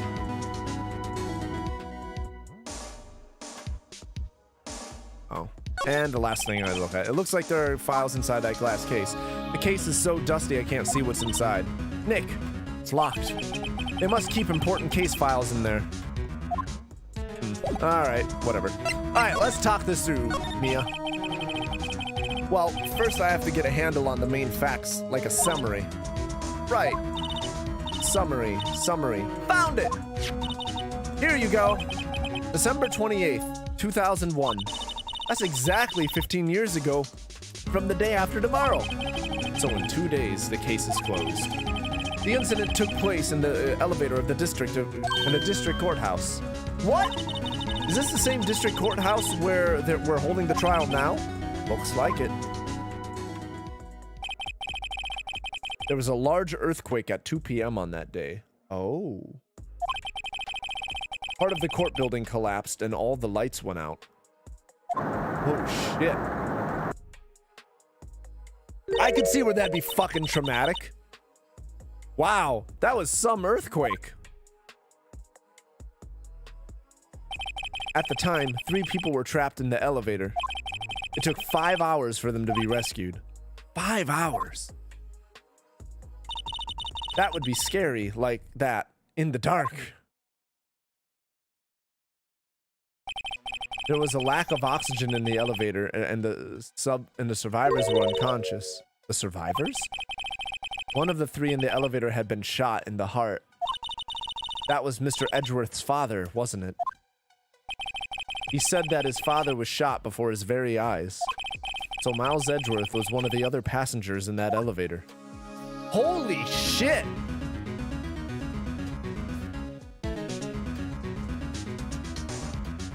Wow! So he was trapped in an elevator with no lights, with his father dying right in front of him after an earthquake froze the elevator, and he was stuck in there for 5 hours like that. Oh! I can see where the trauma comes from. Holy shit. Do you have data on the victim, Edgeworth's father? Yeah, hold on. Victim. Here! Found it! Gregory Edgeworth, 35, defense attorney. If he were still alive, he'd be 50. He had lost that day's case in court and got in the elevator with his son, Miles. Miles Edgeworth, of course. So he was in the elevator with his father. From the angle of the bullet and other evidence, it could not have been a suicide. The murder weapon, a pistol, was found in the elevator. The pistol had been fired 2 times. Where have I heard that before?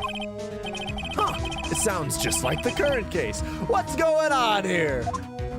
Oof. Yeah, that fucking sucks. Got any data on the suspect in there? That would be the guy that my mom got arrested. Hold on, this is it. The man arrested as a suspect in DL6 was Yanni Yogi? He was a clerk in the court, apparently. So he must have been the 3rd person in the elevator. Well, then he had to have done it. But he was found innocent thanks to his defense lawyer, Robert Hammond. The victim in our case. Right. The suspect, Mr. Yogi, was oxygen deprived. So much so he had brain damage. I knew it! Okay, I was thinking that this guy must be the old man in the boat shop. Oh, Jesus. He lost all memory of being in the elevator. After he was declared innocent, he disappeared. Where could Yogi have gone to, I wonder? He may be closer than we think. Perhaps he runs a boat shop with a parrot. I guess I know generally what happened in DL6 now. Still don't know what sort of impact the whole thing had on Edgeworth. Well, maybe not precisely, but we certainly know it affected him. Nick! Are we going to take the whole file? There's too much! We'll never get it out! You're right. How about we just take what we think we'll need? Maybe Yogi is the parrot? No, the parrot's Polly!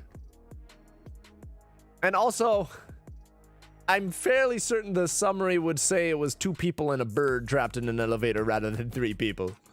I'm fairly certain that Yogi is the old man. That'd be hilarious, though. I see what you did there. Polly could be a cover name. Right. That's probably all we'll be able to find here. Now, all that's left is the trial tomorrow. I wonder how Dad will do testifying in court. Dad is Yogi, sir. To be continued. Ba-dum-ba-dum-ba-dum. All right. Let's save. And have a backup. All right. District Court.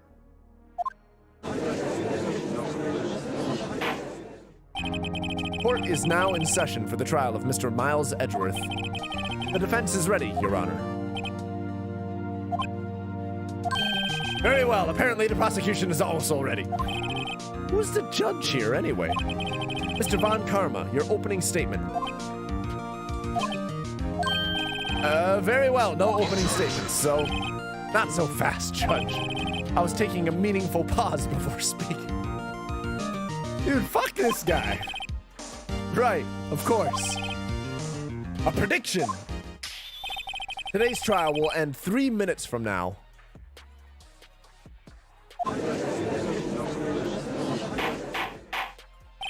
Order! Order! Mr. Von Karma, what is the meaning of your statement just now? Ah, must you question everything? It will be over in 3 minutes. We have no time to waste. I'll call my witness now. Right. I call my witness, my decisive witness, to the stand. It's that mysterious boat shop owner. Okay, first off, can we pull the same bullshit that he pulled the day before? Oh, hey, hi, Air Hortus. Welcome. I hope you had a good nap. Can we pull the same bullshit that Von Karma pulled before? Where Von Karma said, well, if you cross-examine and you don't get nowhere, then we must accept a guilty verdict. Can we be like, hey, if the trial isn't over in 3 minutes, can we declare him not guilty? I feel like that would be a fun thing to press. Is this my mixtape? Oh, the music? No. I used to do music though. I quit music about 9 years ago. Yeah, about 9 years ago I quit music. But I had a lot of fun. Did shows, won some radio hot or not competitions, had some stuff on iTunes. Why two musics playing simultaneously? Well, one is the game music. And the game music goes, hold on, let me just mute the music. There we go. The game music goes really, it's in or off. Sometimes it's just blank and there's no sound. So I just have the other thing playing like low level, but yeah, that's a fair point. I can always bring it up when it gets more low level. Witness, state your profession. I can't believe he's on the stand. I really thought it was gonna be the parrot. I'm kind of disappointed now. I am the proprietor of the restaurant, The Wet Noodle at Gourd Lake. And I also rent boats. Does he not know that this man is brain damaged? The night of the incident, you were in the boat rental shop, correct? Yup, I was. Think they'd ask a parrot for testimony? Capcom? With this over-the-top, like, oddly dramatic game? I think so. Your past is not Polly. I'm still calling it. I am still calling it. Please testify. Wait a second. We still haven't heard who this old guy is. Objection! Wait a minute. The witness hasn't stated his name yet. Because I did not ask him, Mr. Wright. Bah! Go ask him. I predicted this trial will end in 3 minutes. Stop asking trivial questions and cooperate.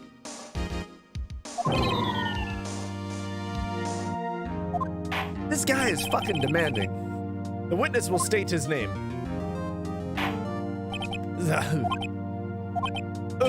Well, I'm not really sure. What do you mean? My, memory.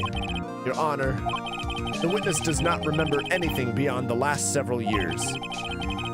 Ergo, he cannot recall his own name. He can't recall, you say? Yes, but the incident in question took place 3 days ago. He can testify. Very well. Let's hear his testimony then, shall we? Witness? Von Karma is literally you? Are you that demanding? Let's have a battle of wits. It was the night of the 24th, just after midnight. Hold on. It was the night of the 24th, just after midnight. I was in the restaurant where I, rent boats, as usual. Then I heard a bang! Yep. When I looked out the window, I saw a boat just floating on the lake. Then I heard another bang. Just about then, the boat comes back to the shore, and a man walks by my window. Very well. I'd like to begin the cross-examination. Objection. There is nothing to question in my witness's testimony. Ergo, no need for cross-examination. Besides, there are only 10 seconds left before our 3 minutes are up. Judge, your verdict now. Mr. Wright? What are you saying? Of course I'll cross-examine the witness. Very well, you may begin. Excuse me, Mr. Von Karma. 3 minutes just passed. I see. Well then, let's just take our time. You may cross-examine the witness. What the fuck? He's so unreasonable. Gotta wonder if that's actually allowed. At what point does the court call his memory unreliable if he can't remember his name? Right. Nope, I'm with you on that. See? And now this is why, because sometimes the thing, well, I think the music will come up again. There we go. Just after midnight, you say? Yep, just around then. Are you sure? Pretty sure, yep. When I talked to you yesterday, you were rather vague about the time. I'm surprised you seem so sure about it today.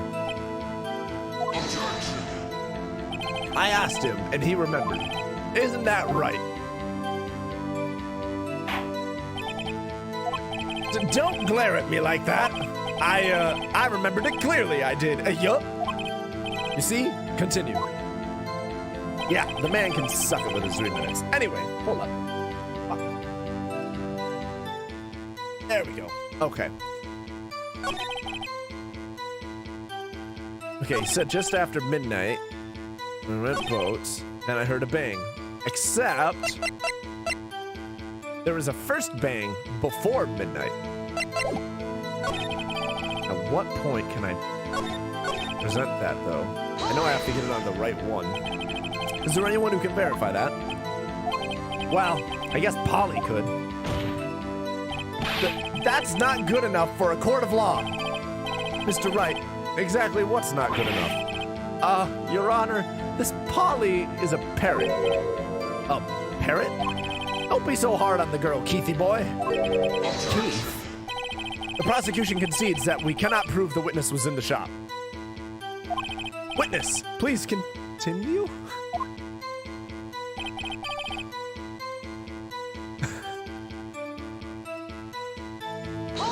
All right. And where did the bang seem to come from? From the lake, I figure. Are you certain? Yup. Good. Continue.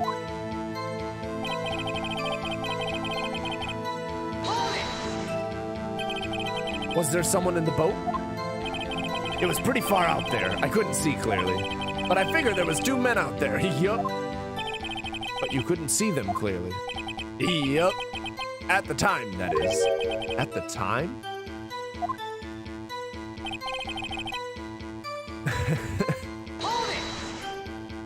So you heard 2 gunshots total? Yup. That's what Lotta said in her testimony yesterday.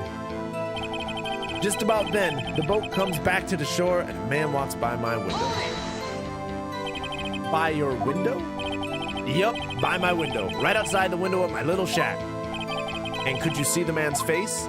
Well, the fog was pretty darn thick, but he was right there in front of me. I saw him. This is a rather important detail. Please add it to your testimony. I have a bad feeling about this. That man was the defendant. He was saying, I can't believe he's dead. Okay. Are you sure? Uh-oh. Dad! That would be so awkward to suddenly yell in court. Dead certain, Keith. He said, I can't believe he's dead, as he was walking by, too. First off, Keith thinks that I'm Keith and that Maya is someone. How the fuck are we gonna trust that he can correctly identify Edgeworth? He can't even correctly identify me, his not son. Witness, are you sure that the person you saw was Miles Edgeworth? It was him! That Edgeworth boy! This sounds like decisive evidence indeed. I see no room for doubt. Bull fucking shit. On karma. He lured me in the cross-examining so he could set me up for a fall. Nick! I don't like the way things are going here. Everyone in the courtroom is glaring at us. I'd better act quick or this trial is going to be over. Objection! Your Honor, we proved in yesterday's trial that it could not have been Edgeworth who fired that gun. Mr. Wright, Are you referring to the fingerprints from Edgeworth's right hand found on the gun, and the photograph showing a man firing with his left hand? Exactly. That is easily explainable. He could have wiped his prints after he fired. You are ignoring the truth of the matter here. Everything in this witness's testimony is true. The judge is lost in thought. What should I do? Raise an objection, motherfucker! Your Honor, this witness claims that Edgeworth said, "I can't believe he's dead," but his word is all we have. If he were telling a lie... Mr. Wright, in a court of law, the evidence tells all. Apparently, you have yet to realize even this basic fact. If you say his testimony is a lie, show us proof. Nick, do we have evidence? It's not good. It's no good. There's nothing I can do. Are you sure? To be honest, I don't know what to do anymore. Please. Can you hear me, sis? Please. We need your help. Nick needs you. 3 minutes was perhaps too high an expectation. However, 15 minutes isn't bad. This must be a new record. Enough! The witness may leave the stand. This court sees no reason to further prolong the trial, nor is there any need for more time to decide the case against the defendant. This case is extremely clear. I see no room for misinterpretation of the facts. Bullshit! We have hard evidence contradicting the hand with the fingerprints, and then we have unreliable testimony from a person who can't even fucking recognize that I'm not his son. These things are clearly not equal, and they're going in the opposite direction. What the fuck? What? No. This court finds the defendant, Mr. Miles Edgeworth.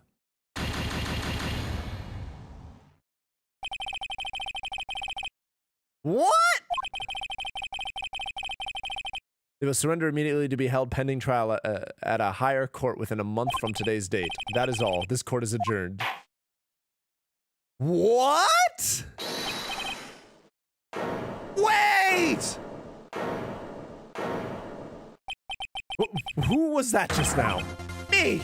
Huh? What? Larry! What are you doing here? Listen! You gotta listen to me. I was there in the park on the night of the murder. I wasn't sure about it until just yesterday. But today I remembered it. Remembered what? The gunshot! I heard it too! Did he just run up to the witness stand without being called? And no one is gonna call him out on that?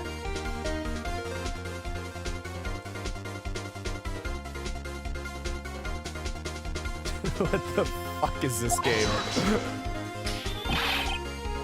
What is the meaning of this?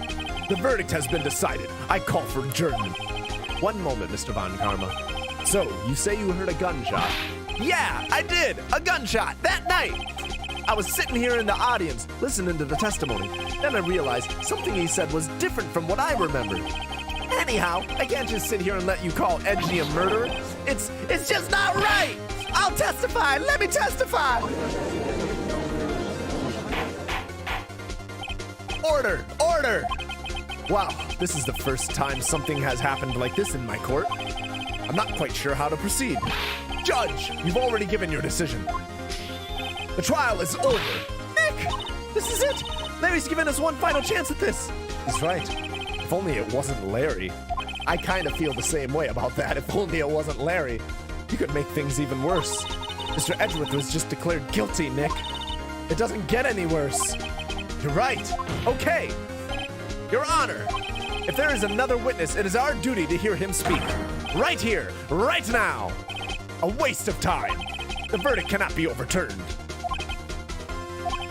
Wait, verdicts are overturned all the time. You get new DNA evidence to exonerate previous convictions. That happens all the fucking time. Allow me to speak my opinion. In all court proceedings, it is our duty to prevent an inaccurate verdict. In order to make sure no mistake has been made, every witness should be heard. What is this? I withdraw my previous verdict of guilty. Mr. Von Karma, I order you to call this new witness to testify. Now! What? I'm sorry. What? The court will adjourn for a 5-minute recess. After that, we will hear this new witness. Court is adjourned. Well, at least the judge grew a spine.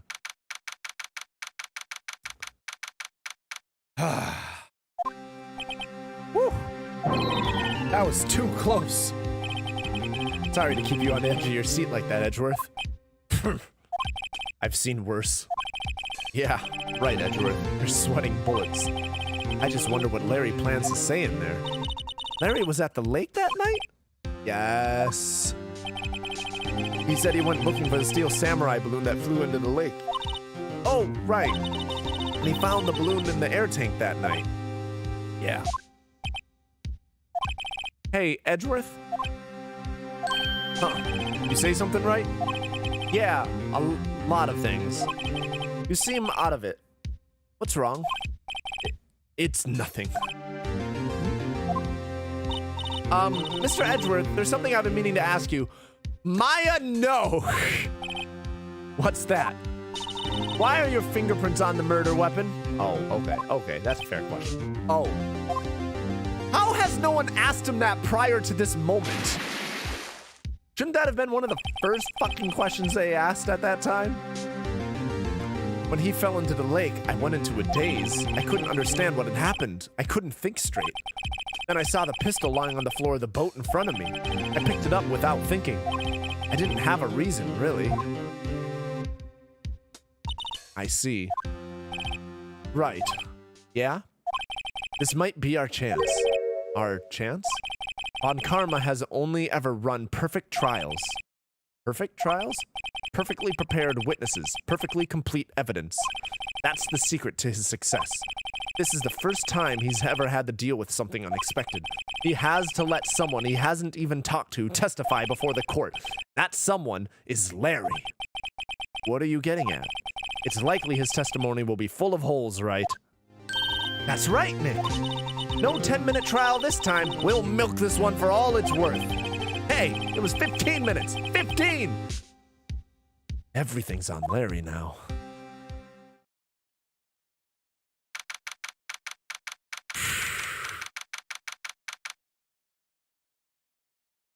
Well, this is certainly going to be interesting. Court is now back in session. Witness, please testify to the court about everything that you saw. Yeah, apparently we're going to milk the fuck out of Larry.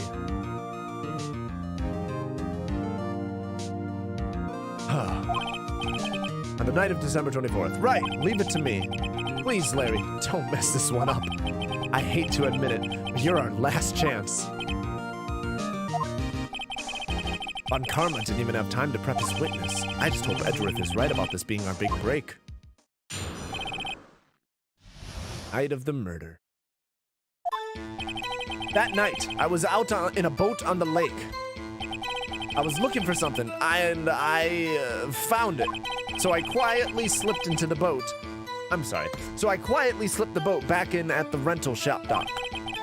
Then, just as I was thinking about going home, I heard this bang! I looked out over the lake, but I didn't see a boat. So after I heard that single gunshot, I went home.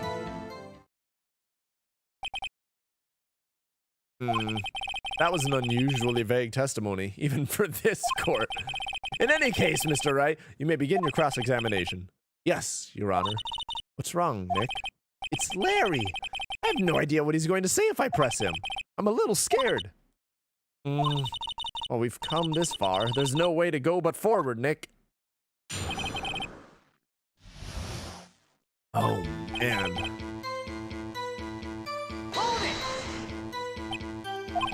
Something wrong, Mr. Wright? There were so many things wrong, I don't know where to begin. Well, okay. First of all, what time was it? Oh, it was after 11 when I went out in the boat. By that time, everyone had gone home for the night. So I waited until the coast was clear, so to speak. Why were you out on a boat at such a late hour?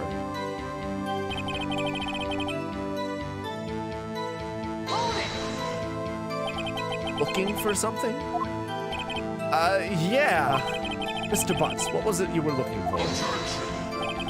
What the witness was searching for is irrelevant. Most likely he was hunting for this Gordy. That's surprisingly close to the truth in a sense. This is all irrelevant. Let's get it over with. So I quietly slipped the boat back into the rental shop dock. Around what time was that? Well, let's see. I figure I was out searching for about an hour. I guess it was around midnight? Yeah. You're not sure? Hey, don't give me that face! I'm not some sort of human sundial, okay? People use watches these days, Larry.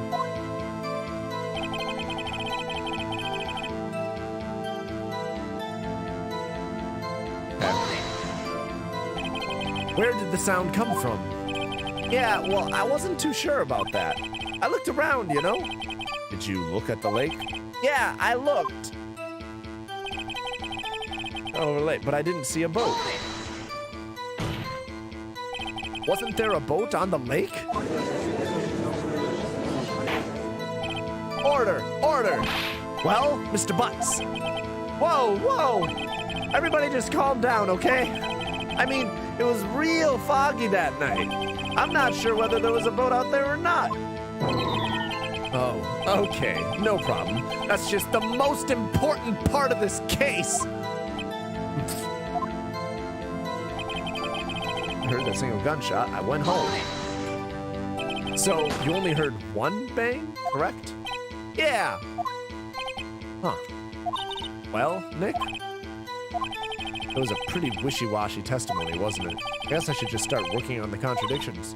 Sorry. I wish I could be more helpful. Wish I could call my sister. All right.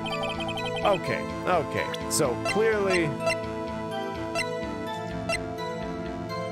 that one's at there. This one's at that time. So, 25 minutes in between. I don't know that that's a contradiction if he went home right at that point. The timing... bit weird.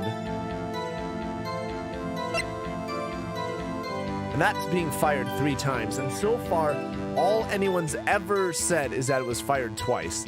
That is still weird to me. If this has been fired 3 times, why were only 2 shots heard and 2 shots photographed? That implies that there was 1 shot fired either later or earlier.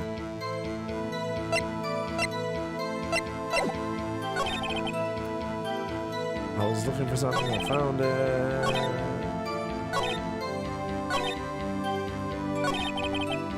Oh, the 12 thing isn't part of his testimony. That was part of the pressing.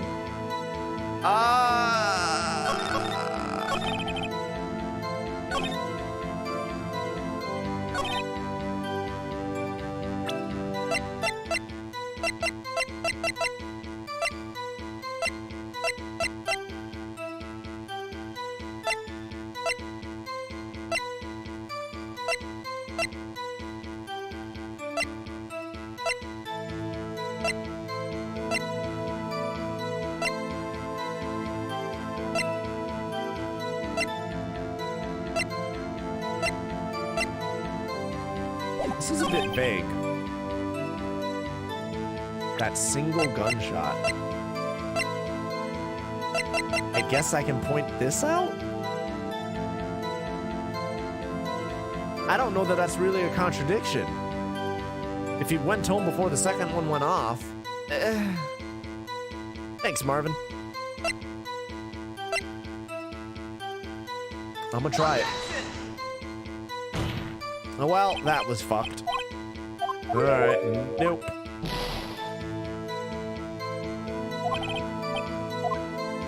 You know what I should do, though? I should save.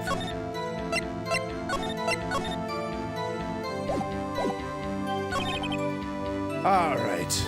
Didn't see a boat. What about the fact there was a boat? Nope. God damn it.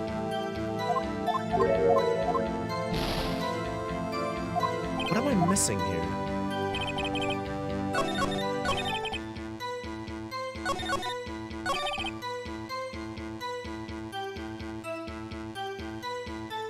No one else saw the second boat.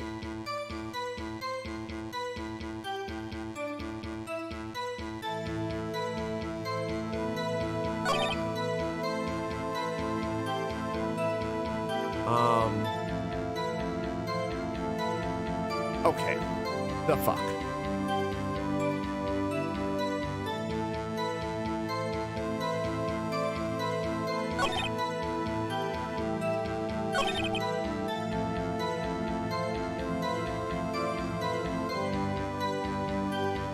The fact it was fired multiple times doesn't necessarily imply that all those shots took place on the... Yeah.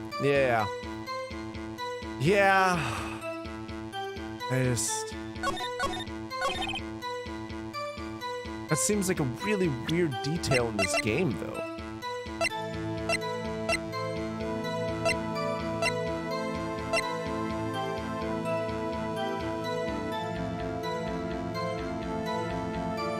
Wait a minute. No, that doesn't make sense. Okay. Does it? I think I'm overthinking all of this.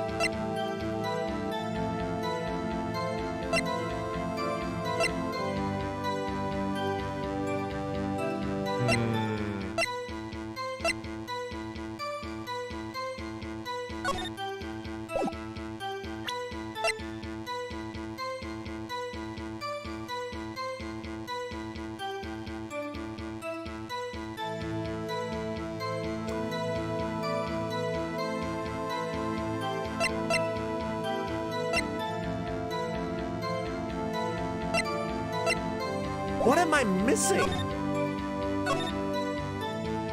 Hold on. Let me try reading through this again. After 11.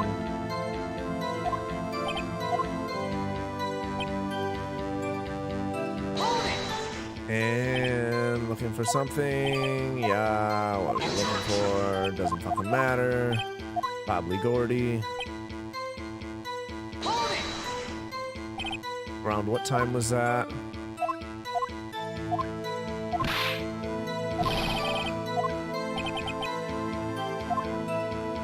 Watches. Quietly slip the boat back at the rental shop. Dock.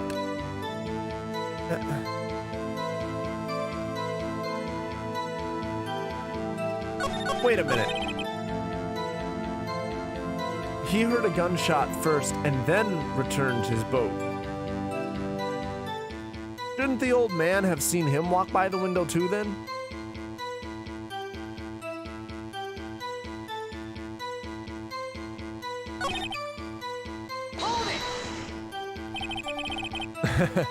Lack of a happy new year.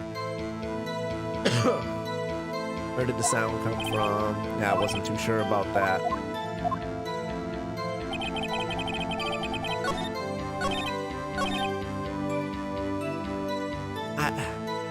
After that single gunshot. See, I know that that's not the case. That seems to be the only thing that has a specific detail that I can use as a contradiction. Everything else is just fucking vague. And if the gun isn't the right thing...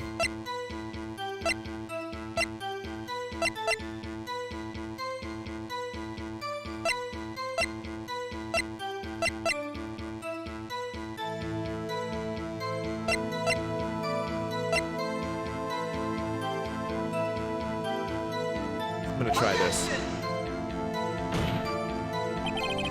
Oh, I don't know that I can pause, but feel free to go. Honestly, I don't think I'm gonna get anywhere very quickly here. In fact, I feel like I'm gonna have to reload this game.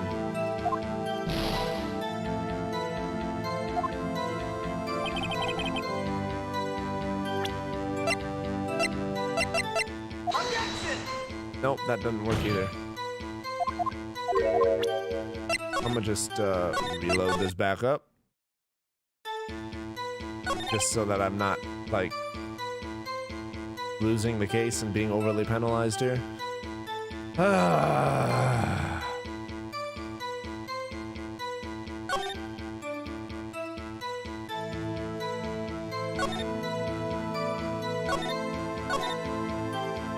Donna Lake, That boat. I was on a boat out on by the lake. Wait a minute. That? No, I didn't think so. This is kind of, what the fuck? Looking at something and I found it. Quietly slipped the boat back into the rental shop dock. Anything that would contradict that, slipped back into the rental shop dock. I don't think so.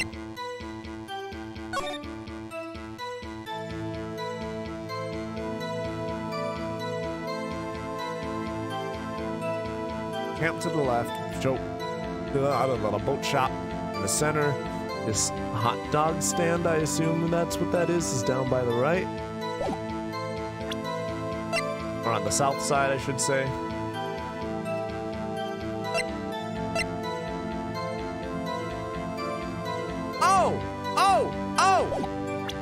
Lotta's disposition. Hold the fuck up.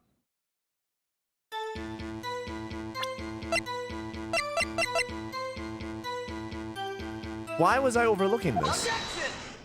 That's something I should have just handed somebody. I thought. I don't know why my brain just assumed that wouldn't be in the court case. All right. Wait a sec, Larry. What? You only heard one bang? You're sure? That's what I said. But Miss Lotta Hart testified yesterday that she heard 2 bangs. And the old man just now said the same thing. They both heard 2 gunshots that night. Huh? Were you even listening? Were you paying attention at all to what they said? Yo, Nick, please. Huh? You know, something's been bothering me. I'm a witness, see? I'm like a customer here. So you gotta treat me nice and stuff, okay?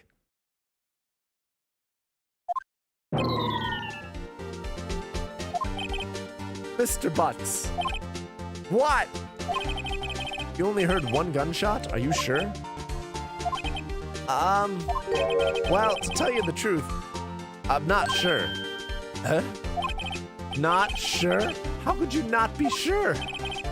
Yeah, well, I might have missed the other gunshot.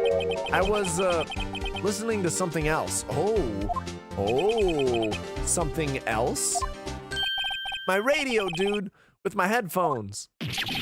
What? Order, and stop that booing. Mr. Butts, you were listening to the radio with your headphones? Yeah, so what? That a crime? I listen to my radio. Everybody listens to the radio. What's the big deal? Mr. Von Karma, your opinion? Waste of time. I do not accept this witness, nor his shoddy testimony. Well, Mr. Wright, should he continue the testimony? Yeah, we should continue. Right? Guns are way louder than headphones can be. That's true. That's very true. But you also have the proximity of the headphones, how loud they could be noise canceling.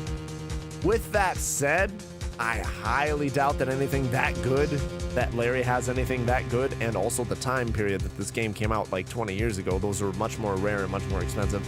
I don't see it. He should have definitely heard the gunshot. He might not have discerned what it was. Larry's also a fucking idiot. Your Honor, please allow the witness to continue his testimony. Bah! Nothing is more pitiful than a lawyer who doesn't know when he's lost. Very well, Mr. Butts. Please give your testimony and be sure to include details like your radio. Right, leave it to me. I wouldn't if there were any other way out of this, believe me. What Larry heard. It's lonely being alone on Christmas Eve. That's why I was listening to an all-request show on the radio, see? I was listening to it, real booming loud, like... But I'm sure I heard that gunshot. I remember exactly what the DJ was saying when I heard it too. You were listening to your radio at a high volume? Yeah, what's the big problem? Can't a man listen to his radio in peace? Isn't this a free country? I truly believe Larry has no idea what the problem here is. If he remembered exactly what the DJ was saying, why doesn't he say what the DJ was saying? Seems like a weird thing to just, like, tease. Judge, you believe a word this witness says. What he heard was probably nothing more than a drum beat from the radio. True enough, it is difficult to believe this testimony. Objection! It's also difficult to believe the old man recognized Edgeworth when he recognizes me as his son, which I'm clearly not. But hey, nobody wants to point that shit out. Wait, Your Honor! The witness said he remembers exactly what the DJ said when he heard the gunshot. Excuse me? DJ? An announcer. The guy who says things on the radio? Anyway, what this means is, when he heard the sound, no music was playing. The DJ only talks between songs, so he could have heard the gunshot from the lake. I'd like to cross-examine the witness, Your Honor. Very well, Mr. Wright.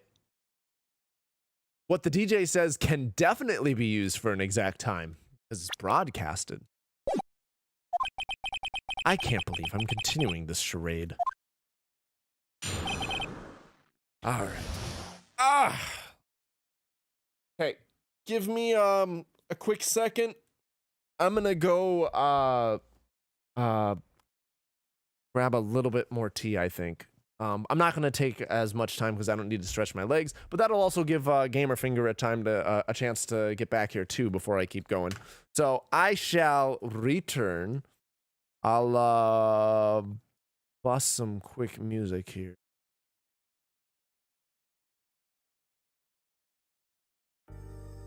I will be right back. So, one sec.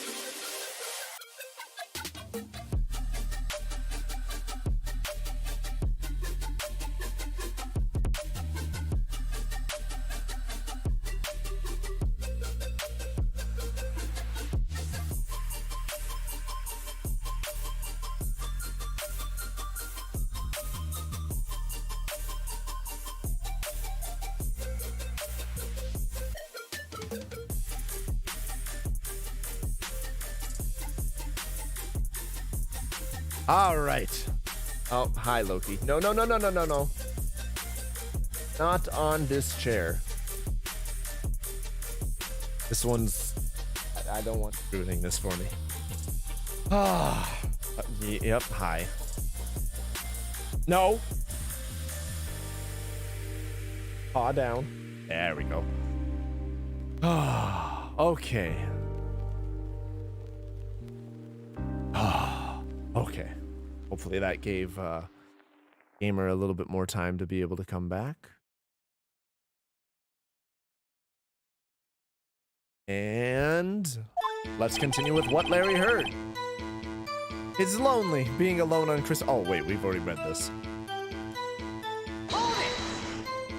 So, you turned on the radio. Right. I just wanted to hear someone's voice, you know. You don't know what it's like being out there alone on Christmas Eve. Alone. I shouldn't have said anything.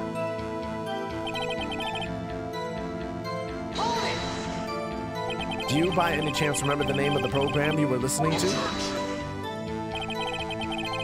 This has nothing to do with the case, Your Honor. Objection sustained. The witness was listening to the radio. That is all we need to know. no. Tell us, Mr. Putz, how loud was your radio set to that night? Welcome, gamer. Probably on your phone, I'm a guess. Also, South Africa Live made a good point. By knowing the program and what he was saying, we can discern a time. So that's completely relevant. Fuck you guys in the courtroom for being dumbasses again. Real loud, booming. But I'm sure I heard that gunshot. Can you prove that? No, of course you can't. Nah, I can't prove it. But I remember that moment real clear. I mean, while I was talking about it, it came back real clear to me, you know? I remember exactly what the DJ was saying. What was he saying? Tell us what did she say? Mr. Wright, please cease these pointless questions. What possible good could knowing what a radio DJ said do us? Indeed, Mr. Von Karma has a point. I'll allow the question only if you see some reason why we should care. We should care. We should care, Your Honor. Of course we should. Why? Well, how do you know if we don't ask? Fine, very well. Mr. Butts, please testify to the court. What was the radio announcer saying when you heard the gunshot? Guess when she said, "Hey, it's almost Christmas. I heard the gunshot." Bow! He heard the one at 11:50, and that means it was not after midnight. And that means there is the 25 minutes in between. And there's nothing to go in there. But we can press that. Are you sure? Of course I am. She had this real sexy voice. Maybe Von Karma was right. I'm not sure how that helped us at all. What? This is the most ludicrous testimony I've ever heard. There is one gleaming ray of hope in there. I've got to press it until we get to the bottom of what happened.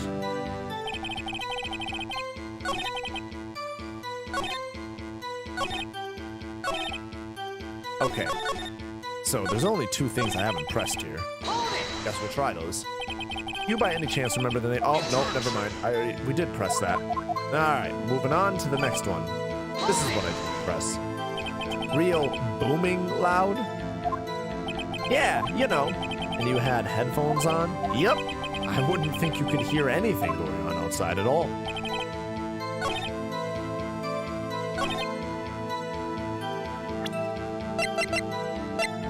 I mean...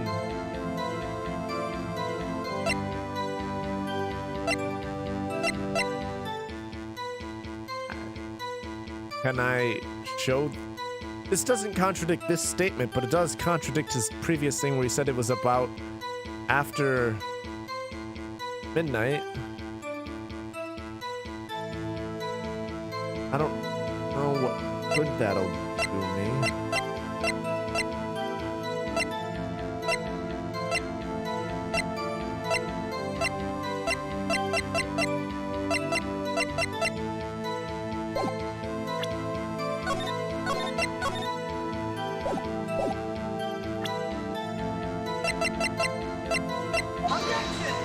Yeah, nope, that was dumb. Didn't go. Alright. Oops. Alright. So that didn't do a thing. Larry, why are you so fucking useless? That's not important. That's not important. But I'm sure I heard the gunshot.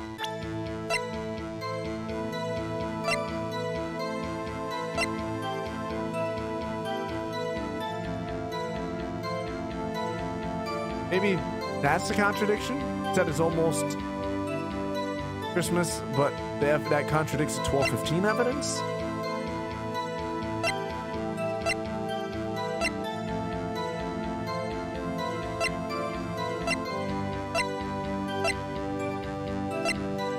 That's the only thing I've got on this. Okay. No, I didn't mean to press it. I meant to fucking... Whatever. Come on.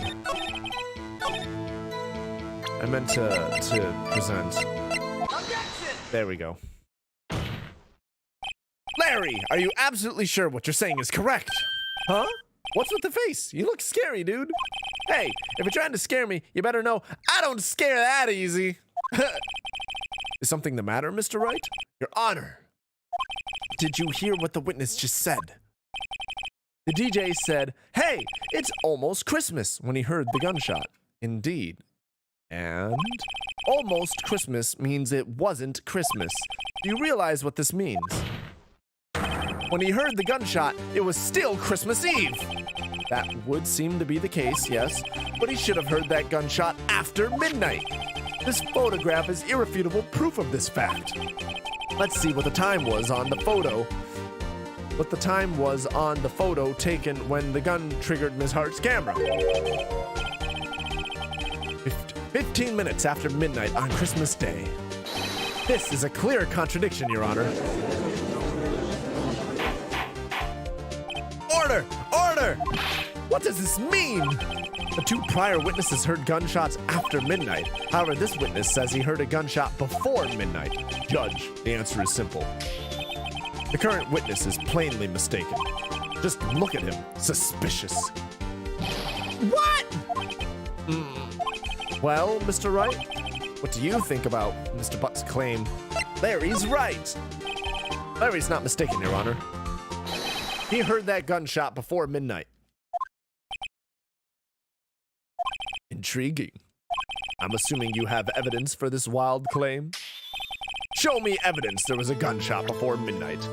Well, I finally get to use this motherfucker. Take that! Tim, I see you jumping on Super Mario World 3D. I see you, Tim. Look at this photograph! This was taken by our witness yesterday, Miss Lotta Hart, with her automatic camera. Timestamp on the photo reads December 24th, 11:50 p.m. Oh. But there's nothing on the lake in this picture. Your Honor, the real issue here is not why nothing is shown in the photograph. It is why this photograph exists at all. What do you mean? Your Honor, and everyone else in this court who is a fucking dumbass. This photograph was taken by an automatic camera. That camera was set to go off in response to loud noises. Aha! Correct. There was a loud noise on the lake at 11:50 p.m.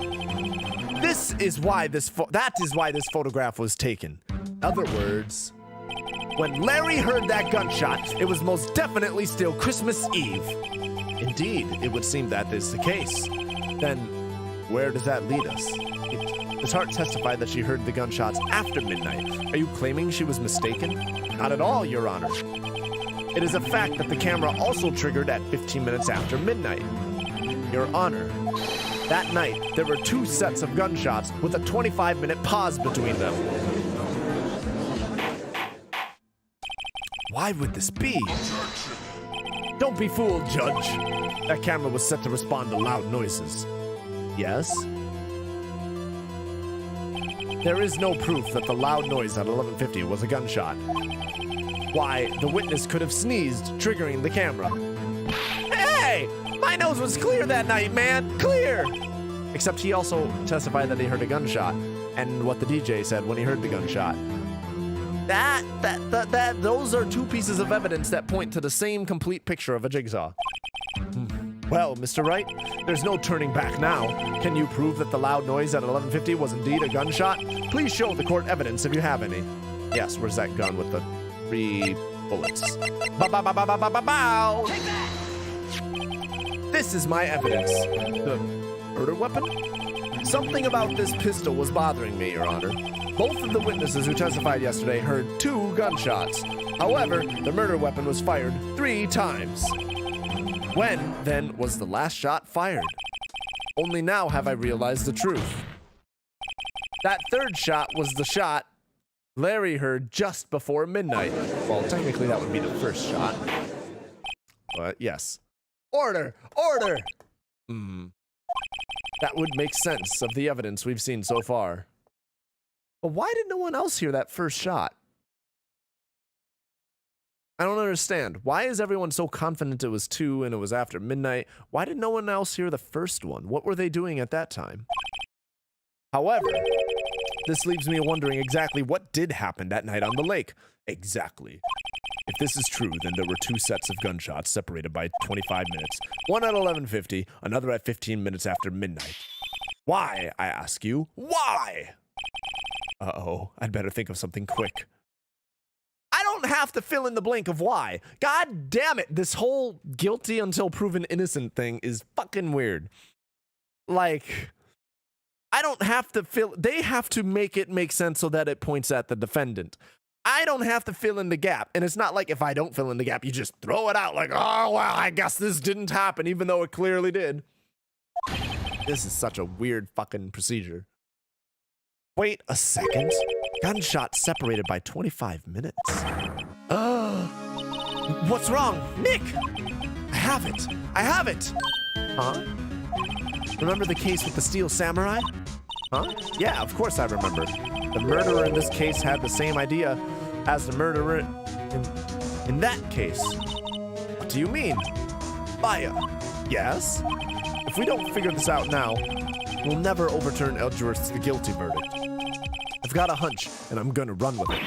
Right! I mean, is this safe? Safe. We've already gotten a guilty verdict. We have nothing to lose. You just watch and let me know if I say anything that sounds fishy, okay? Right, Nick! Okay, so he's about to make the case that Edgeworth was the one that was about to be murdered. And then self-defense? And then I still think someone other than Edgeworth. I just don't know where the shot came from.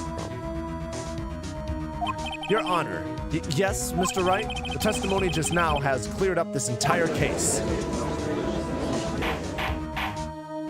What do you mean, Mr. Wright? So, you finally realized the truth. There can be no other murderer here other than Miles Edgeworth himself. Wrong, Von Karma. A man was shot that night, but it wasn't Edgeworth who did the shooting. Listen, rookie.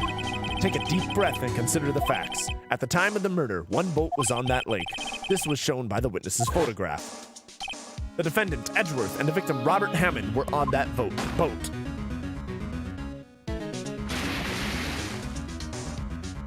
There was a gunshot fired on that boat, and Robert Hammond fell into the lake.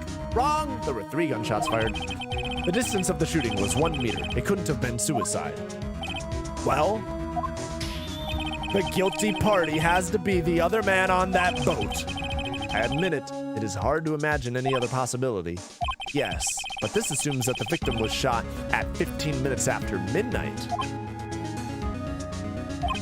What do you mean by that, Mr. Wright? We have photographic evidence of the time of the shooting. The timestamp on the photo says 15, but Larry heard a gunshot 25 minutes before that. Robert Hammond was killed then, 25 minutes before the shot on the lake. That's the only way that Edgeworth could be innocent. Mr. Wright, are you quite mad? Explain who the 2 men on the boat were.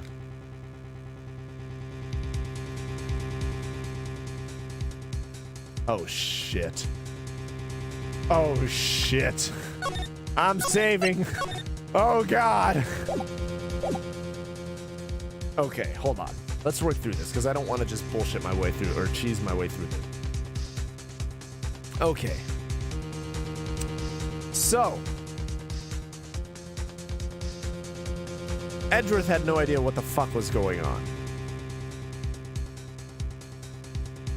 So I really doubt someone else could have crawled onto the boat and he... Hold on.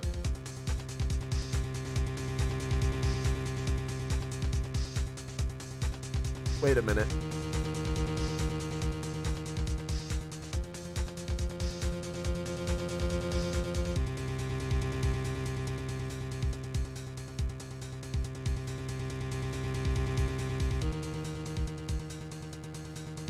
Okay, hold on. I'm trying to think if this is a different incident where this boat didn't have Edgeworth on it at all. But if Edgeworth was confused, he would have pointed out if he didn't fall in the lake. I really don't know. My brain is...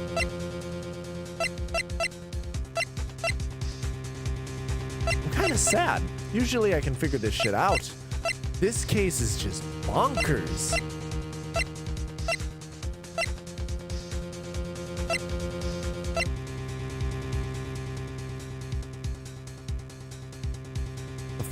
The fog. Edgeworth might not have known.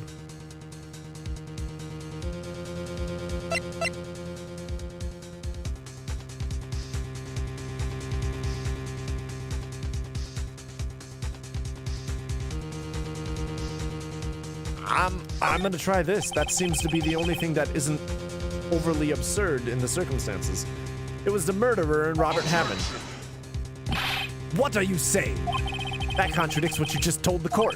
You said that Robert Hammond had been killed 25 minutes before this gunshot. Oh, yes. Fuck. God damn it. Also, might I mention, the defendant, Mr. Edgeworth, has admitted to being on that boat.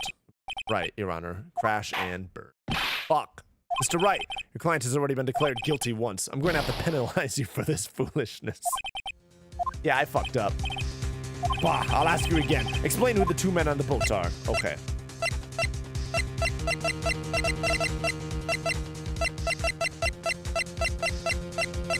I'm gonna guess Edgeworth and the murderer. I don't think it can be Edgeworth and Hammond.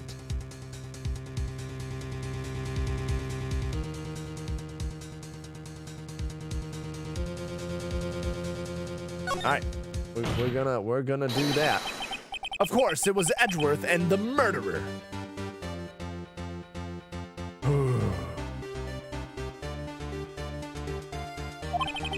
After the murderer killed Robert Hammond at 11:50, he assumed the guise of Mr. Hammond and met Edgeworth. Oh! And that's how the frame job happened. Hence, why no other boat on the lake. Right, so he fired the gun on the boat and then fell into the lake and left the gun in the boat. Edgeworth picked it up confused. I see it now. Okay, I see it. What? Are you serious? Yes, Edgeworth won't tell us why he went to the lake that night. However, I have a hunch. That night, Robert Hammond called Edgeworth to the lake. Now, Edgeworth didn't know Robert Hammond's face that well. That's why he didn't suspect anything when the murderer took Robert Hammond's place. I'm not sure what to make of all this. Ludicrous! Mr. Wright, tell us the name of the murderer then. The murderer's name? Right. It's... I don't know. I don't know. Actually, I don't know the murderer's name. You don't know? Bah! Again, you waste my time. I don't know because he never told us. Wait. The old man in the boat shop.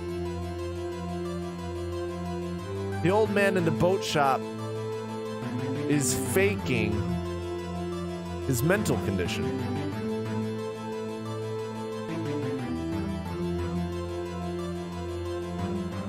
Oh.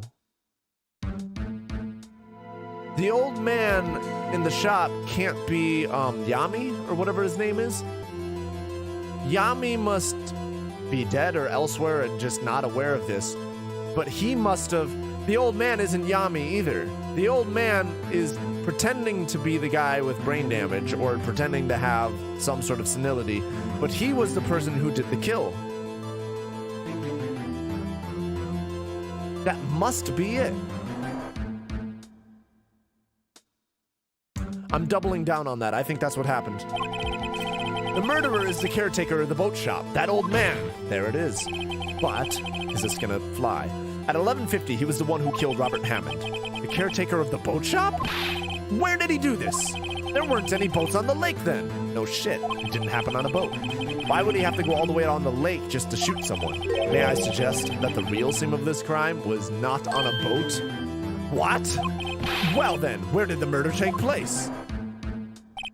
Show the judge where the...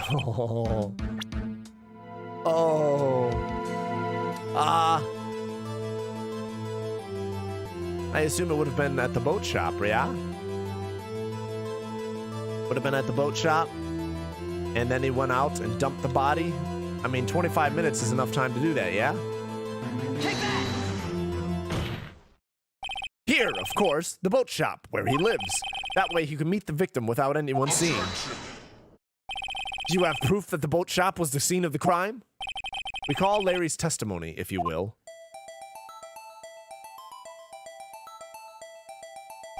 That night, he was out on the lake in a boat searching for something. He finds it and returns the boat. Then, just as he's starting to head home, he hears a gunshot. He heard a gunshot, Your Honor, even though he was wearing headphones at the time. In other words, the gunshot was very, very close by. And where would that be if he had just returned a boat? The boat shop! I wasn't thinking about the proximity. But that makes sense. Mr. Wright, what happened that night on Gourd Lake? Please tell the court from the beginning. Yes, Your Honor. Nick, are you sure about this? Not really. But I think if I start at the very beginning, and I take it slow, I might just be able to figure this out.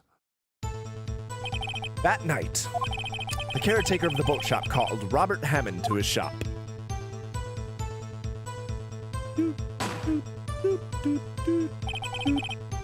This was around 11:50. That was when the gunshot that Larry heard was fired. After that, the caretaker put on Robert Hammond's coat. He became Robert Hammond. Then, he got in the boat with Edgeworth and went out into the middle of the lake. Then who fired the pistol on the boat, Mr. Wright? Boat shop caretaker. Fired it off to the side. Of course, it was the murderer who shot the pistol, and then he dropped it and he fell into the lake. He shot twice. Both missed Edgeworth on purpose. Wait a minute. Yes? Why would he shoot twice if he didn't mean to hit anyone? Details. Know this, Mr. Wright. The moment you run out of explanations is the moment you lose. Tell us why the murderer had to fire twice. Objection! Irrelevant! To create a witness. I believe he shot twice to create a witness, Your Honor. Create a witness? Sure. The first shot gets someone attention who wasn't watching and they go, huh? And then the second shot, they see what happens. Why would you need to fire twice at that distance? The murderer lifts his pistol and fires one shot. That's actually a question I asked on the first day. Why would you have to shoot twice at that distance? That doesn't make any sense. That ensures anyone who heard the shot would look at the lake. Indeed, Miss Hart did exactly that after hearing the first gunshot. Next! The murderer waits a bit and he fires again. Then,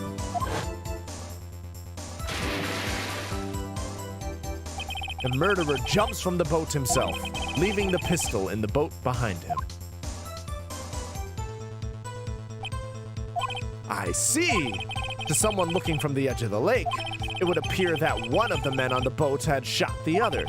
The murderer didn't know about the automatic camera, of course. That's why he shot twice, to draw attention to the boat. Once you realize that, everything else falls into place. Boat shop caretaker swam back to his shop. Then he put Mr. Hammond's wet coat back on the body, and he threw the body into the lake. This is what happened, Your Honor. These are the events that transpired that night on Gourd Lake.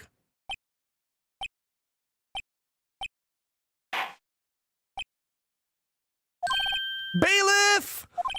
Bring out the witness from before. The boat shop caretaker, quickly.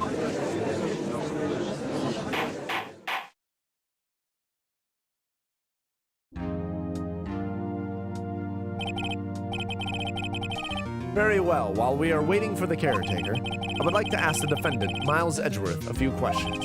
Mr. Edgeworth, please take the stand. Mr. Edgeworth, you heard what the defense has said? Yes. Well, why did you go to the lake that night? What Wright has said was mostly correct. Astonishingly so, actually. Yes. Several days ago, I received a letter.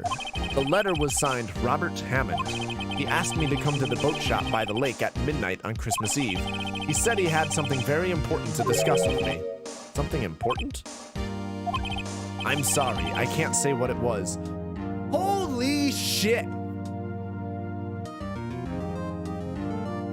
I know what it was. So Robert Hammond... Okay. So the old man caretaker, that's why he'd recognize the lawyer badge. The old man caretaker was the defense lawyer for Robert Hammond, right? And so Robert Hammond has been dealing with this guilt for 15 years, and he was about to confess something to Miles Edgeworth before the statute of limitations ran out 3 days later, and the defense lawyer knew it, and this would either ruin his record or maybe the defense lawyer himself was the one who did the murder. One of the two, I don't know. But either way, the defense lawyer did not want Robert Hammond speaking up, so he tricked Robert Hammond and then did the murder thing and then did this thing to frame Edgeworth to make this take up the thing, have the statute of limitations run out, and then Edgeworth was just going to go to jail, take the fall, and the defense lawyer would be off the hook the entire time. Whether the defense lawyer was the one who did the original murder, or if the defense lawyer just wanted to protect his record for whatever fucking reason. But one of those things. But either way, those are the events that happened, and his motive was just one of those two things, I'm guessing. I'm sorry, I can't say what it was. Your Honor, sir, bailiff, we are conducting a trial here. I ask that you remain quiet. The witness has disappeared. He isn't at the boat shop either. What? What should I do? Find him, quickly. We cannot allow him to get away.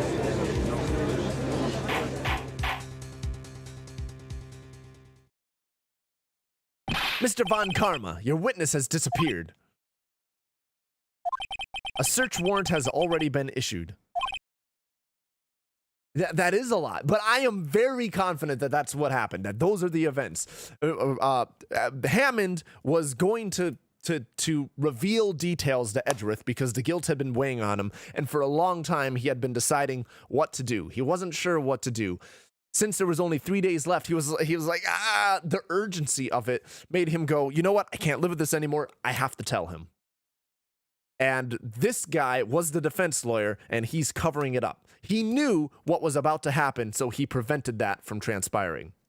But that's what it was. The statute of limitation running out in 3 days gave the urgency this guy needed to get clarity, to know he didn't want to deal with the guilt, and so he was going to confess, essentially. And that confession would implicate the defense lawyer in some way, and that's why he did it. So that old man is the old defense lawyer. I'm very confident of that scenario. It goes without saying that I cannot declare a verdict under these circumstances. I will extend the trial until tomorrow. The final day allowed. God damn it! I request that the police department utilize all its forces to find that witness. Am I understood? One more thing. Just who is that boat shop caretaker? I think his identity has become very important to this trial. Hey, I already solved it! I want him, and I want to know who he is. Very well. Court is adjourned. Wait, I'm going to see. Don't I have files about the original thing?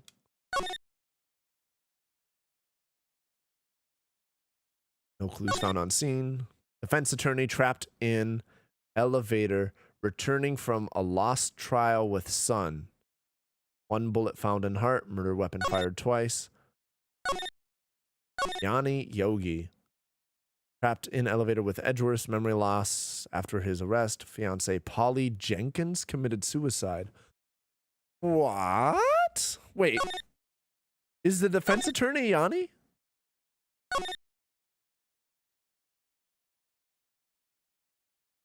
Wait, yeah. Okay, so the defense attorney must be Yanni. For some reason, I was thinking Yanni was some other random ex-person. But the defense attorney, I think, is Yanni. So he's faking the memory loss. Oh, he's faking the memory loss to protect himself back in the day. And Polly, his fiancée Polly, committed suicide because she knew what happened and she didn't want to deal with it, so she just ended her life. And then he named the parrot after his fiancée. All right. I think I don't know if Yanni is the defense attorney, but either way, I know he's the defense attorney. That's why he recognized the badge at the boat shop. He's the only person that Phoenix has ever shown the badge to where he recognized what it was. But I don't know if the defense attorney's name is Yanni. I think so. But either way, that old man is the defense attorney. But I think that's what happened. I think that's the only part I'm unsure is whether his name is Yanni or if Yanni is someone else. But either way, his wife was Polly, and he named the parrot after his wife.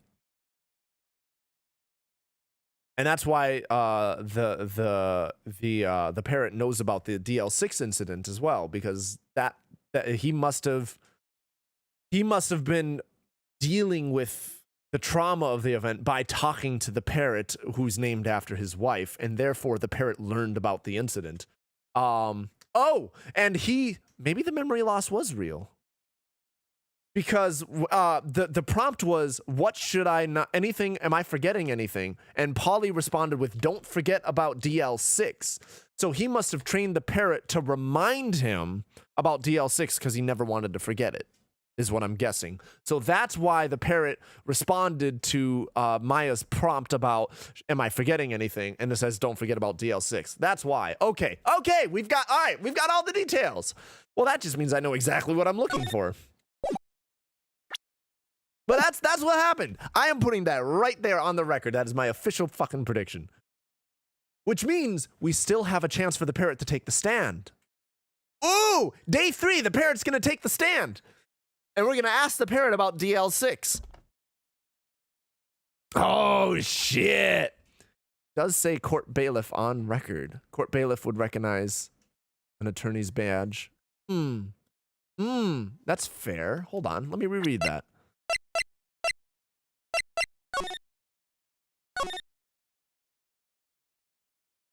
Defense attorney trapped in elevator.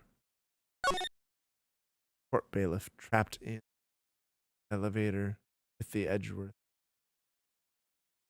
Loss. Oh, yeah. Maybe he is the court bailiff.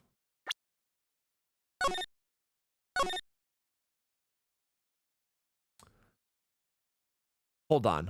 I think I crossed my wires. Yeah, I don't think Hammond was the defense attorney. And Yanni is the court bailiff.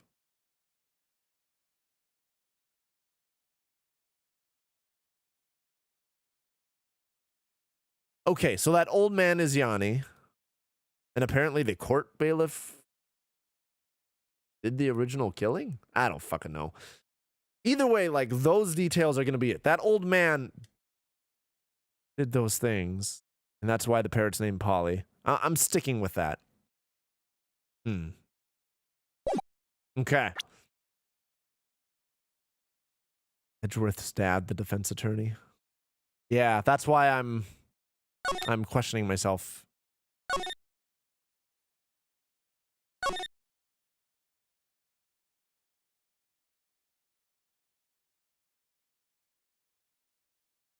That's how I'm crossing my wires. Okay.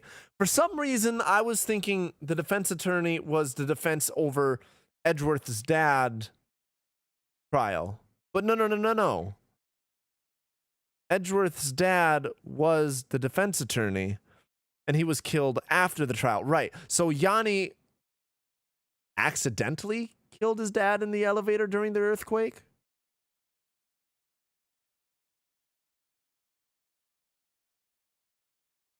That makes more sense.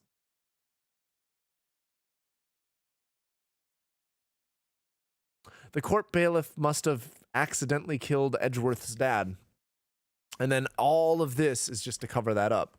Hammond must have known what happened.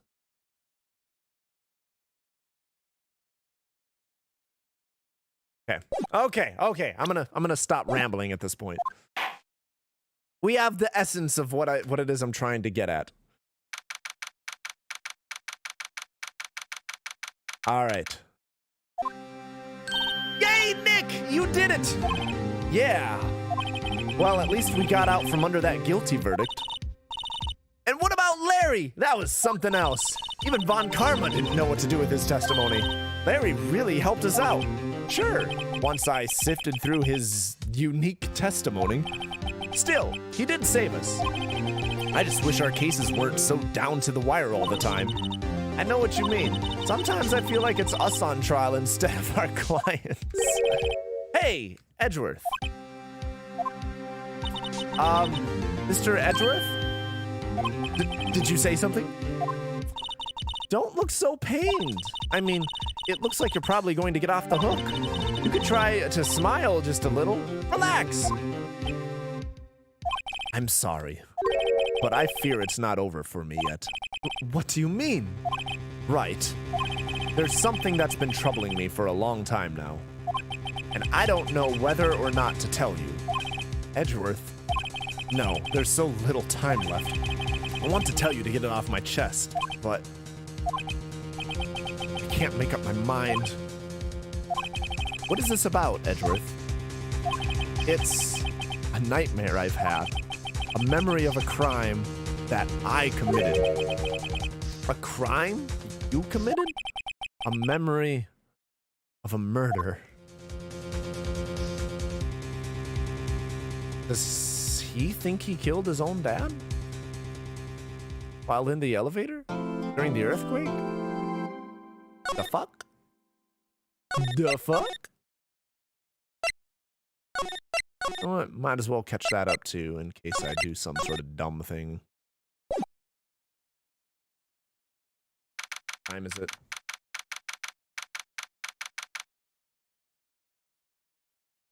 I can keep going a little bit. I don't think I'm going to finish up this case tonight, but I can keep going for a little bit.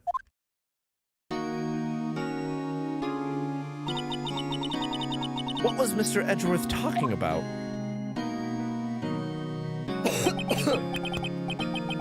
A memory of a crime that I committed. Memory of murder.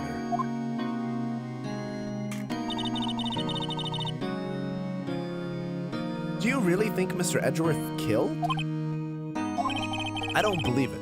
Not Edgeworth. Some painful memory has been troubling him recently. But he'd never take someone's life. Ever. Nick. Yo! How's everyone doing? What do you think of my performance today? I had him swooning in the aisles, huh, Maya? Swooning? Oh. Oh, yes, I do remember feeling faint. That's clever. I like that.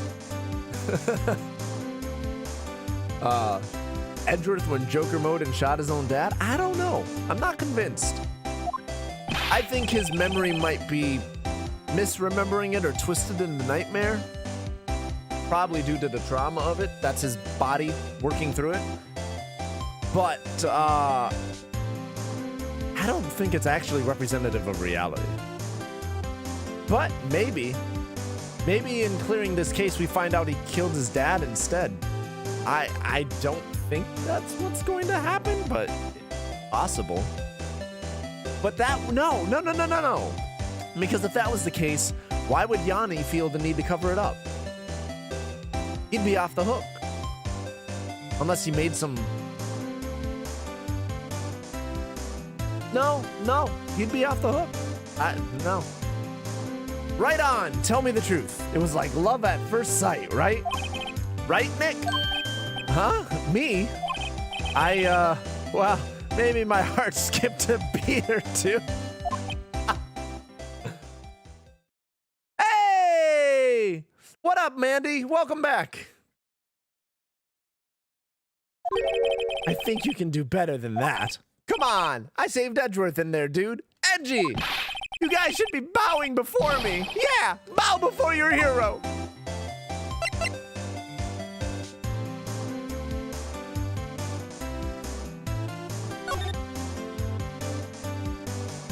Yeah, I don't know what that means either. I assume Gamerfinger is introducing himself?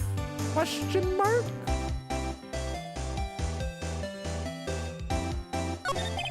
Larry, you really helped out in the trial today. You did! If you weren't there, Larry, I'm sure Mr. Edgeworth would have been found guilty. Ha ha ha ha! But seriously, Nick, that boat shop caretaker guy is pretty suspicious. But Edgy ain't off the hook yet. Way to spoil the mood, Larry. Hey, I'm just a guy sitting in the audience, you know? But from where I was sitting, Edgy seemed pretty edgy. I mean, can you really know he's telling the truth about that night? Nick? I don't know. But what I do know is I'm going to believe in you two until the end. Us two? Edgeworth and who else? You mean me, right? Nah, he means me, right, Nick? Yeah, you, Larry. Not me? But why you, Larry? Huh? Actually, yeah. Why me, Nick? Enough with the silent treatment. Ah. Accidentally closed window on phone. Oh, no worries. Welcome back. I'm happy to have you back here. Ah. I've been there too. I've done it. Nick! Why do you trust Mr. Hey, Ed Loki, off. Leave it. There we go. I'll pitch you down here. I don't want you fucking up this chair right now. Lay down. Lay down. Why do you trust Mr. Edgeworth so much? I mean, he's changed recently, true, but when we first met him, he was kind of a jerk, don't you think? You didn't know him back then. Back when he wanted to become a defense attorney. Wait, was that when you two were classmates? Yes, in grade school. They saved me, Miles and Larry. They saved me and I'll never forget it. That's why I became a defense attorney, you know? What? Hey, Larry, what's he talking about? Huh? Sorry, I kind of forgot. Okay, Nick, out with it. I'm going to hear this story today, and that's final. Okay. It's kind of a long story, so hang in there. It was the very end of 3rd grade. I was on trial, a class trial. A class trial? You remember, Larry? Spring, end of 3rd grade? Oh, thank you for the follow, Gamerfinger. Need to go pour some melted butter in the kitchen sink. Sounds good. I hope you have a good rest of your night, and I hope to see you back here soon. Thank you for the follow. I appreciate it. Have a good rest of your night. Hope to see you again. I'll probably be back on either Sunday or Monday. In the meantime, enjoy your weekend. You remember, Larry? Spring, end of 3rd grade? A kid in our class got his lunch money stolen. Lunch money? Our school was really small. Every month, kids would bring in an envelope with money for lunch from home. Huh. I see. Anyway, this kid's envelope disappeared, with $38 still inside. Oh, yeah, that you mentioned it. I do remember that. I can see why you'd forget, though. You were out of school that day. Anyway, the envelope had been stolen during PE class. I was coming down with a cold, so I'd skip PE that day. I was the only one not in class. So, they thought you did it? Yeah. The kids in class said I should be put on trial. Trial? So the next day we held a classroom trial with me as the defendant. I didn't do it. Guilty. He did it. Guilty. It was you. Thief. Give the money back. You're such a meanie. No one will play with him. Just admit it. You can't hide the truth. Tell us the truth. We're not going to play with you anymore. Yeah, you're not borrowing my eraser. You shouldn't be allowed in the relay race. Give me back my 50 cents I loaned you. Now, Phoenix, you shouldn't steal people's money. It's not right. Mandy. We are regaling a tale of old. What kind of teacher?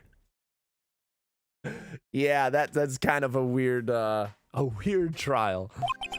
In the end, even the teacher thought I'd done it.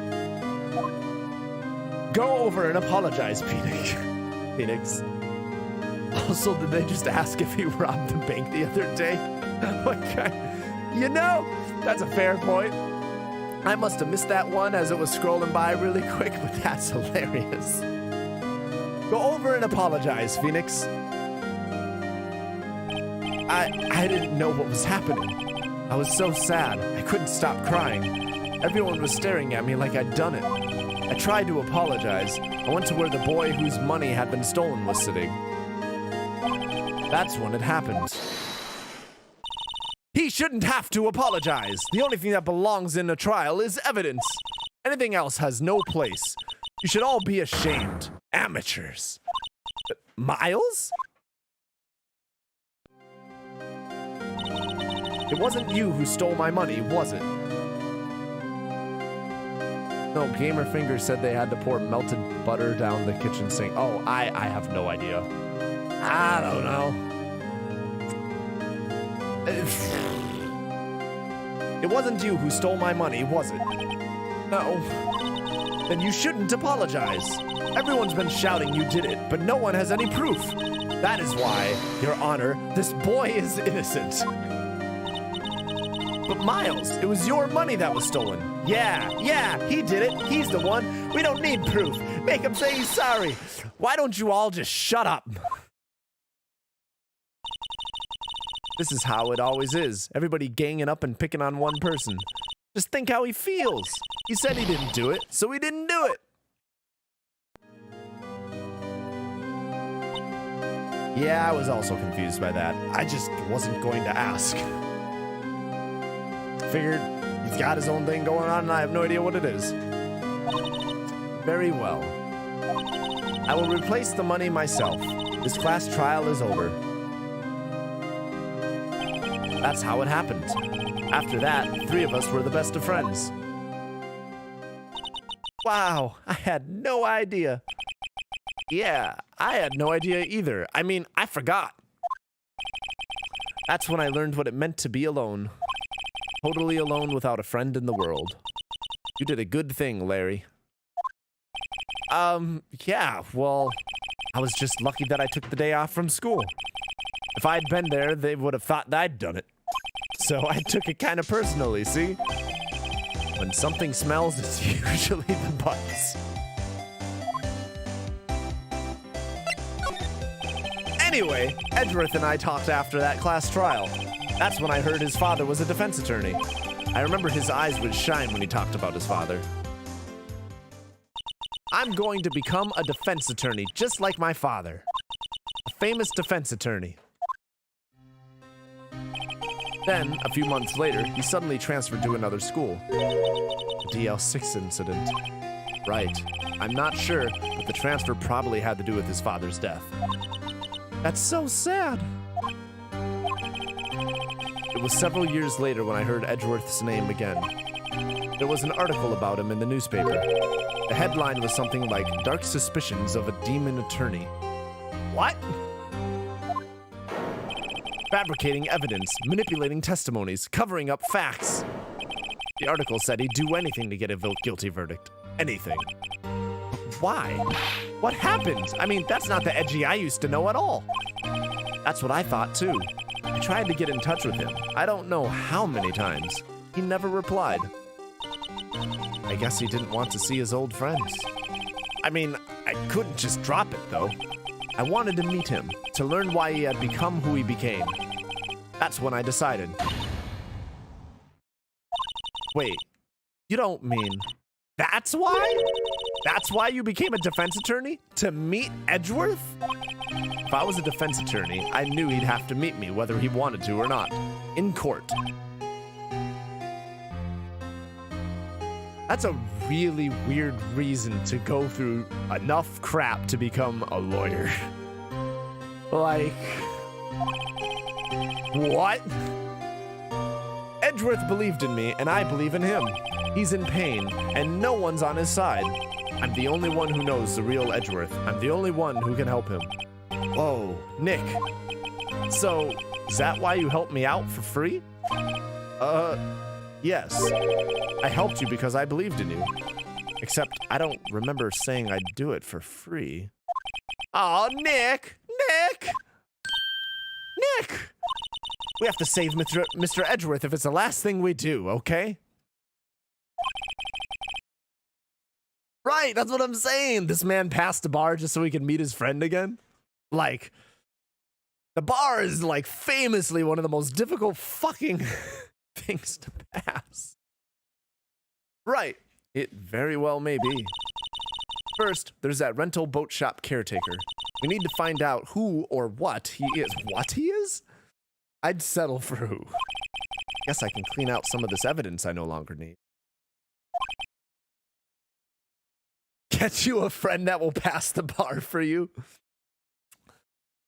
Yeah, that would be a good friend. That would also be an absurd expectation to have of a friend. Okay, let's go.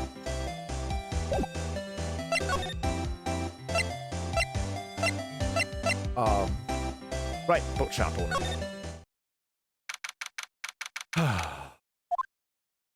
Hey, pal. Long time no see. Oh, Detective Gumshoe. Close one today, eh? I got so worked up I snapped my tie in half. What? Sorry about that. No problem, pal. Thanks to you, we now know who really did it. You mean the boat shop caretaker? Look, I'll make you a promise. I'll have that scoundrel in my custody by trial time tomorrow. Come what may. It's my duty to you as a police officer. Now I'm off to catch me a criminal. Detective Gumshoe sure is active today. Oh, one other thing.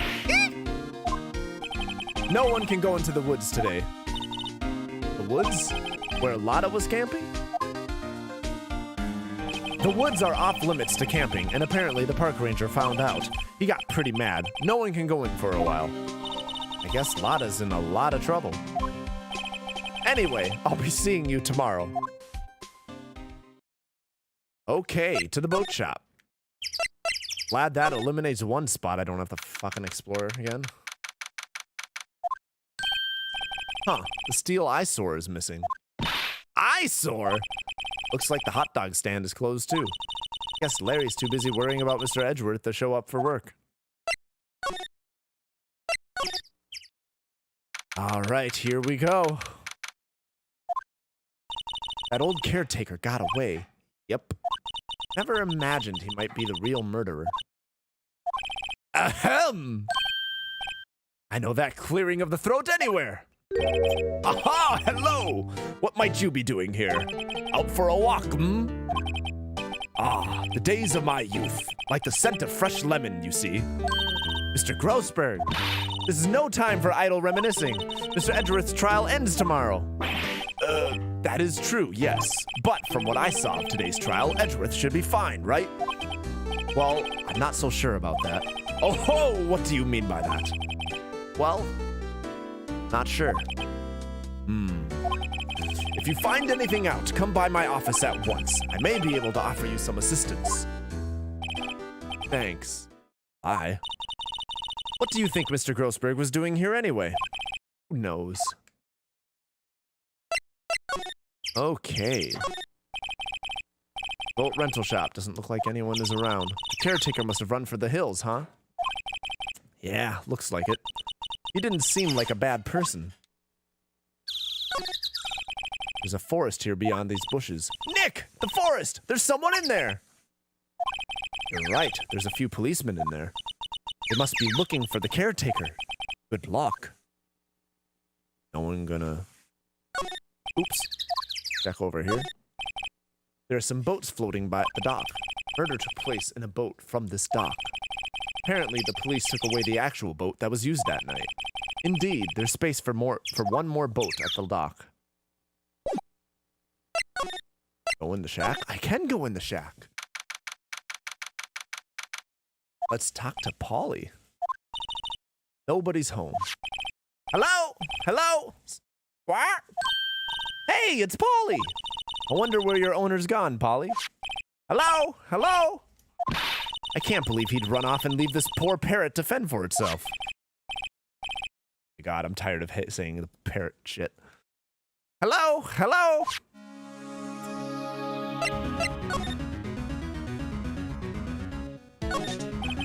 Fishing pole looks expensive. Maybe we should bring it to Detective Gumshoe. Don't you think the caretaker would mind? Well, we can just leave him the metal detector in exchange. Maybe we'd better not. Ah! What's wrong? Oh, never mind. What? Tell me. Just when I saw the TV, I remembered. They're showing a Pink Princess special this week. Oh, see? That's why I didn't want to tell you. I remember something about these fish being saltwater fish. Say, Nick, don't people usually put fish up on the wall to boast about them? Yeah, I guess so. You mean pictures of the fish they caught, right? Right. But don't all the fish on the wall here look really puny to you? Well, you know what they say. You should have seen the one that got away. Except the one that got away from us was the caretaker, and we did see him.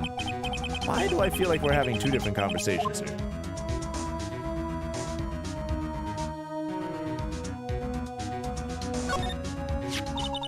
Maybe I should take care of Polly, Nick. Probably shouldn't just kidnap her. The police know about her anyway. I'm sure they'll do something. Well, okay. Sorry, Polly. He says I can't take you. Great, now the bird's going to hate me.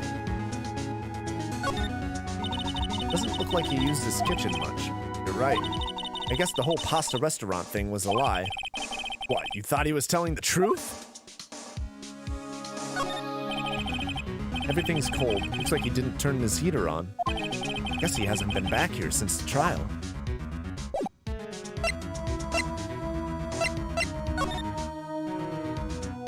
Is there something else?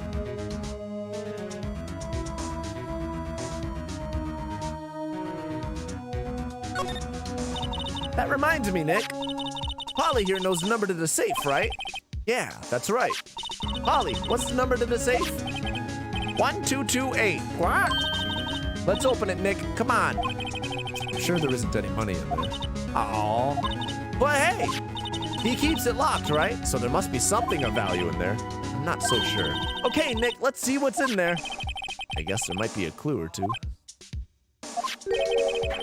The only thing in here is a letter. A letter? Ah, boring. There's no name or signature on this thing. It's handwritten in very precise, clear letters.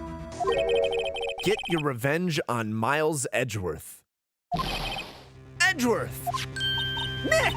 Why would Mr. Edgeworth's name be on here? How should I know? I'm going to read the whole thing. Get your revenge on Miles Edgeworth. It also says, this is your last chance. Now is the time to get the revenge on the two men who ruined your life.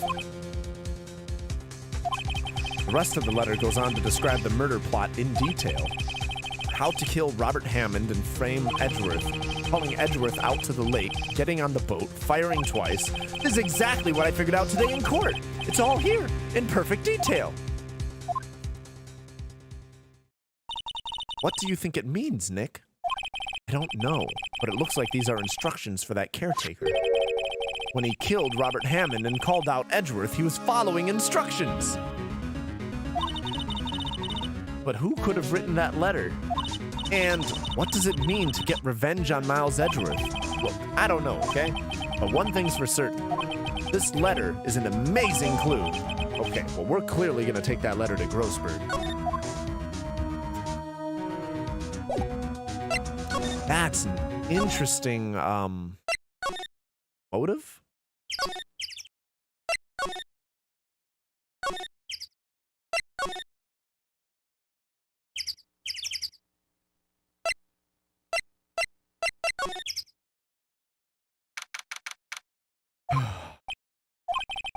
You look as grim as always. Mr. Edgeworth, I heard the story about the class trial. Class trial? What do you mean? You don't remember? No, I don't. Your lunch money was stolen, wasn't it? In 3rd grade? Lunch money? Oh, right. Yes, I seem to remember something like that. Nick, I think you're the only one who really remembers. Well, it probably only really mattered to me anyway. Mr. Edgeworth, didn't you know? That trial was the reason Nick became a defense attorney. Ridiculous. Gee, thanks. That said, Does sound like the kind of thing you do. You haven't changed a bit, have you, right? So simple, to a fault even. Well, maybe yeah, but I think you changed too much, Edgeworth. Perhaps. Hey, Edgeworth, why did you become a prosecutor anyway? You used to look up to your dad. You said you wanted to be a defense attorney, right? I couldn't let myself deny reality like you. What do you mean? My father was taken from me, and you want me to defend criminals? I'm sorry, right, but I'm not that good of a person. One suspect was apprehended in your father's murder, right? Yes, the man trapped in the elevator with my father. His name was Yanni Yogi. He had to be the shooter, any way you look at it. Yet, he was found innocent. That defense attorney got him off the hook. That would be Robert Hammond. On that day, 15 years ago, 3 of us were trapped in that elevator for 5 hours. When we were rescued, we all suffered oxygen deprivation. I had lost all memory of the murder. Lost your memory? Even now, I can't recall what happened in that elevator. That was the crux of Yogi's attorney's argument in court. He claimed Yanni Yogi had been not of sound mind due to oxygen deprivation. Yogi was released due to a lack of evidence. Innocent. So how come my trials don't go that way? Why do I always have to figure out who did the murder, even when I can prove the fucker's innocent? That's when I changed my mind. I started to hate defense attorneys. What's your relationship with Von Carmen? He's my teacher and a man who deserves respect. I learned everything I know in courtroom techniques from him. So, he's like my sister was to you, Nick. He is a perfectionist in all things. In court, in his personal life, he is obsessed with doing everything perfectly. Perfectly, huh? In all the cases he has taken on, none were left unsolved, and not one suspect was declared innocent, ever. But that's... I know. It's possible some of the suspects were indeed innocent. However, it is impossible for us to accurately determine that in every case. All Von Karma does in his job is find the suspect guilty, perfectly. In any case, it's nigh well impossible to find a weakness in him. Should a weakness appear, he would do everything in his power to make it go away. Edgeworth, if what you're saying is true, you're headed for a guilty sentence tomorrow. He's right! Now's no time to praise the enemy, Mr. Edgeworth. It's a strange situation in which I find myself, I'll admit. No kidding. Well, I clearly need to show him this fucking letter. Edgeworth, see this letter? This came out of the safe in the shack where that boat rental caretaker was. Let's see. Revenge? On me? Who is that old guy anyway? I don't know. Could he be an innocent defendant you got declared guilty or something? Nice, right? But I don't remember that old man. Not at all. So he was following this letter then? Which means there was someone else behind it. Now is the time to get revenge on the 2 men who ruined your life. 2 men, meaning myself and Robert Hammond? It also says this is your last chance. Last chance. Wait, maybe he's talking about the statute of limitations on the DL6 incident. That's what I said a long time ago. Wait, that old man. What is it? Do you know who he is? Yogi. Could he be Yogi? Yogi? The suspect in the DL6 incident. The one who was found innocent.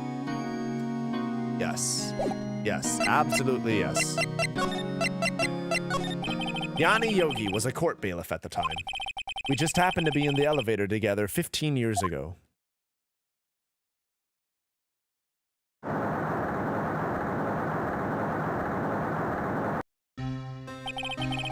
The quake was incredibly strong. Before I knew it, everything was dark. We were there for so long it felt like forever. The air thinned and the darkness closed in on us in that little box. We became unsettled. Help! I can't breathe! Quiet! I said quiet! You're not making this any easier. I want to get out! Help! Get us out! Don't shout, you'll just use up more oxygen. That's all I remember. When I came to, I was in a hospital bed staring up at the ceiling. In court, Yanni Yogi's mental condition was called into question. He claimed that oxygen deprivation and stress had caused temporary insanity. In the end, the claim passed the court and Yogi was found innocent. Huh.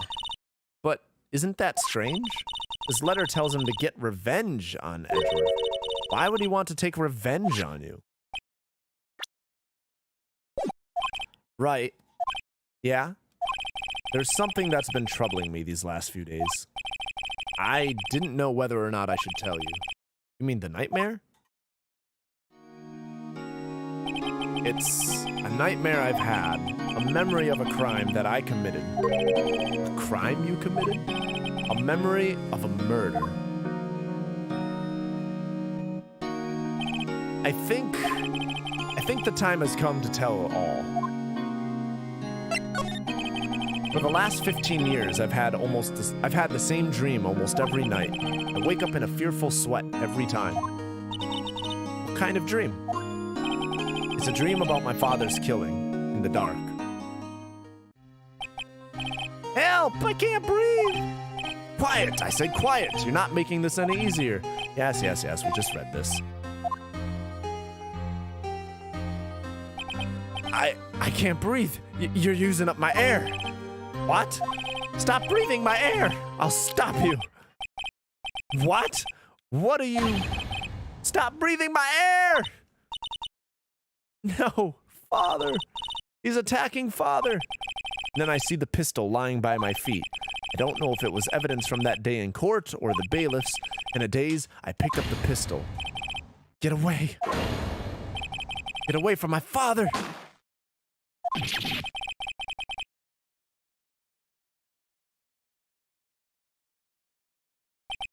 And with that scream, I wake. Oh, I'm sorry. And with that scream, I wake. It's a bone-chilling scream. A scream that has rung in my ears for the past 15 years. But that's just a dream, right? Right? That thought is the only thing that has kept me sane for the last 15 years. But what if I'm wrong? What if it's real? They say that sometimes people shut out memories in self-defense. Maybe it was I who killed my father. What? You think about it that way, this letter makes sense. Get your revenge on Miles Edgeworth. Think about it. Yogi was really innocent. That's why he wanted revenge against me. Wait, Edgeworth, you mean... It was me. I was the true criminal of DL6. Shot my father. This is bad. What are we going to do, Nick? What can we do? I don't know. I don't think there is anything we can do, like it or not. If there's someone else who knows a lot about the DL6 incident, maybe. There is, Nick! There is someone else who knows about DL6. Alright. Let go! I'm not necessarily convinced that Edgeworth killed his own, father. I understand the nightmare coming from the trauma and the fear of it all, but the revenge thing does make sense in that context, but I don't know that Yanni is certain either. I don't know. Honestly, I don't think that's going to be resolved. I think it's going to be left up in the air as to which one probably did it, and that one thinks he has revenge to take because he didn't do it, and the other one is racked with guilt because he thinks he might.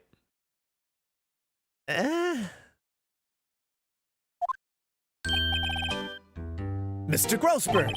Ah, hello there. What's wrong? You look troubled. No kidding. I can't believe you're not. My. Just calm down and tell me what's happened. Hmm? It's Mr. Edgeworth. He...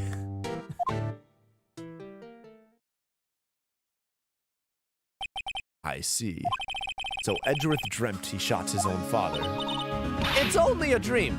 Only a dream. I wonder. What? If that's the case, I'm sorry. Yes, I did say that, or it did say that Yanni had memory loss. So maybe he's being manipulated? Still don't know who wrote the fucking letter. I don't know. I don't really know. If that's the case, then why do you two look so troubled? Well, also, consider this. Yogi quite certainly holds a deep grudge against Miles Edgeworth. So deep, he'd want to frame him for murder. This leads me to surmise that Mr. Edgeworth's dream was not a dream. It was real, as you imagined. Miles Edgeworth threw the pistol to save his father. The pistol fired, and the deed was done. No! I don't believe it! Yogi was suspected of murder, and his career as a bailiff was irrevocably wrecked. Thus, he sought revenge on Miles Edgeworth. This was his last chance, of course, with the statute of limitations so close.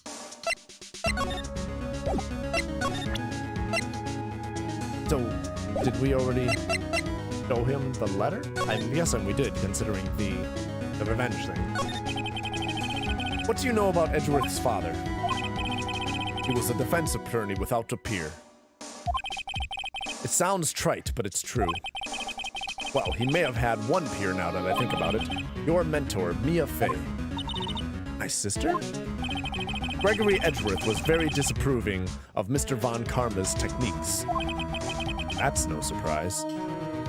Yeah, this is fucking tragic as shit. That story's so sad.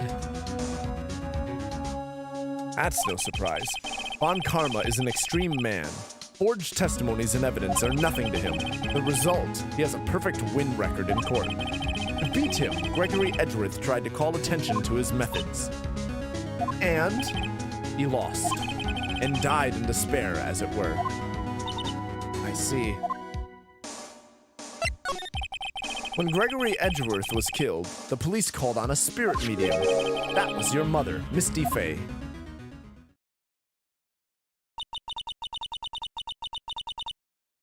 Good question.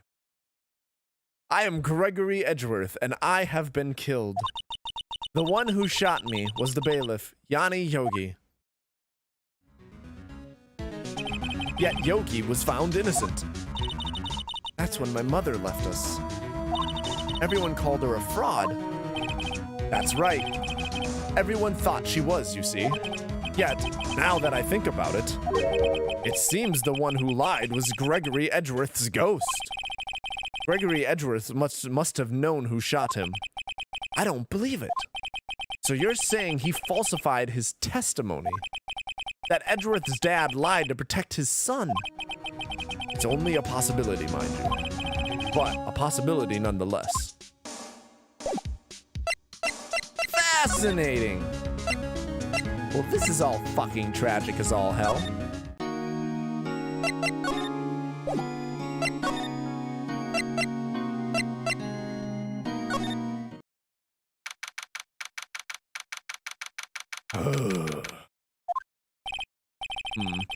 Looks like Detective Gumshoe hasn't gotten back yet. Gumshoe? He won't be coming back today. Oh? Really? He said there was some guy he had to arrest by tomorrow. Boat shop caretaker. He shouted something about catching him if it's the last thing I do, pal. Good luck, Gumshoe.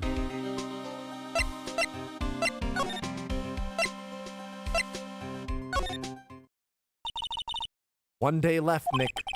Yeah, I know. Well, no time to waste. Let's get going.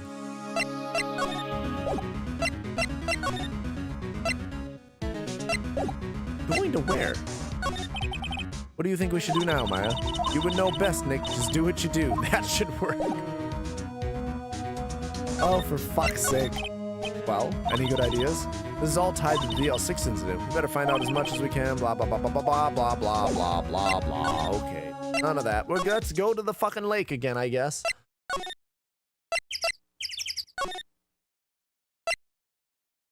Despite the fact that there's nothing here. Missing. Oh, hey, Sarah. How are you?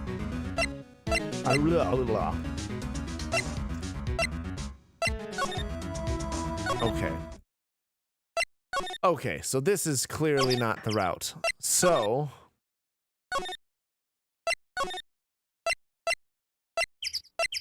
No, that's not what I meant. That's not what I meant either.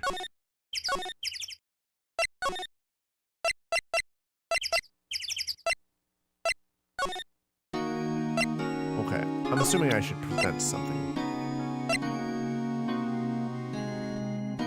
I don't want to show him that. That seems...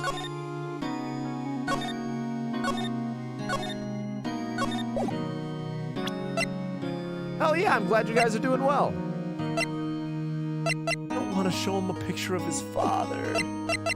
What would that accomplish? Clearly nothing. Maybe I should show him this thing here. Oh ho! So this is the letter. It does seem that Yogi was following this letter when he killed Mr. Hammond. But why kill Robert Hammond? Hammond was a skilled defense attorney, but he defended clients not for their sake, but for his own. Huh? For his own sake? He never trusted his clients, that one. The only thing he trusted was his own ability. But he got his client found innocent, so why should it matter? Actually, my dear, it's quite different. He won that innocent verdict for no one but himself. Yogi was a free man, but socially, he was ruined. Huh. You'll understand soon enough. This man had to act crazy when he probably wasn't. Wait! What is it? This letter. I've seen this handwriting somewhere before, a long time ago. Whose handwriting was this? Do you have any idea who wrote this?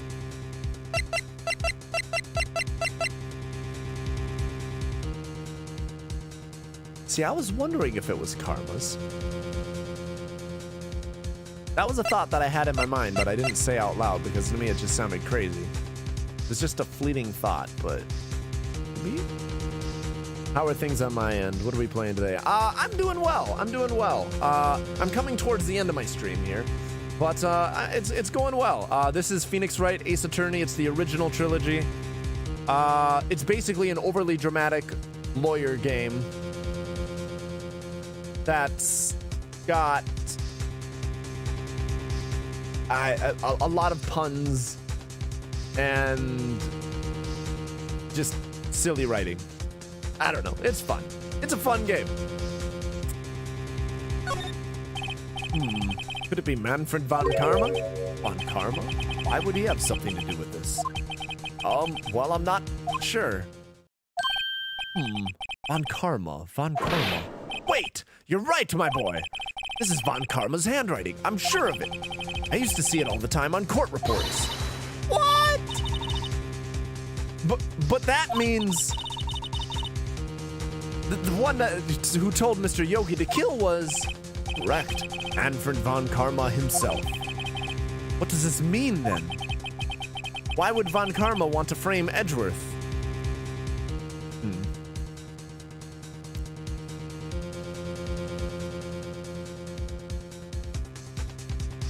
Hello, how are you?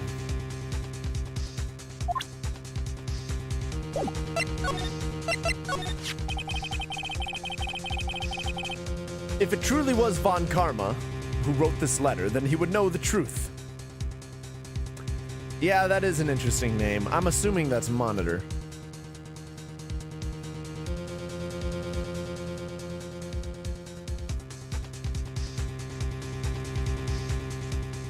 We'll see. If it truly was Von Karma who wrote this letter, then he would know the truth. He would know that Miles Edgeworth had accidentally killed his own father. He'll say as much tomorrow in court, I should think. He'll press the point until the court finds Miles Edgeworth guilty. Oh no! But how could Von Karma have known about Mr. Edgeworth's past like that? Even Mr. Edgeworth thought it was just a nightmare. That I do not know.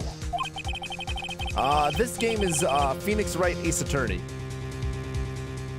Yet I do know that Von Karma is both persistent and a perfectionist. He may be seeking to satisfy a grudge against Gregory Edgeworth by hurting his son. What do you mean? It was 15 years ago. Von Karma met Gregory Edgeworth in court, and Von Karma did win, but he didn't make it through the trial unscarred. What happened in the trial between Edgeworth's dad and Von Karma? Von Karma got the guilty verdict he wanted.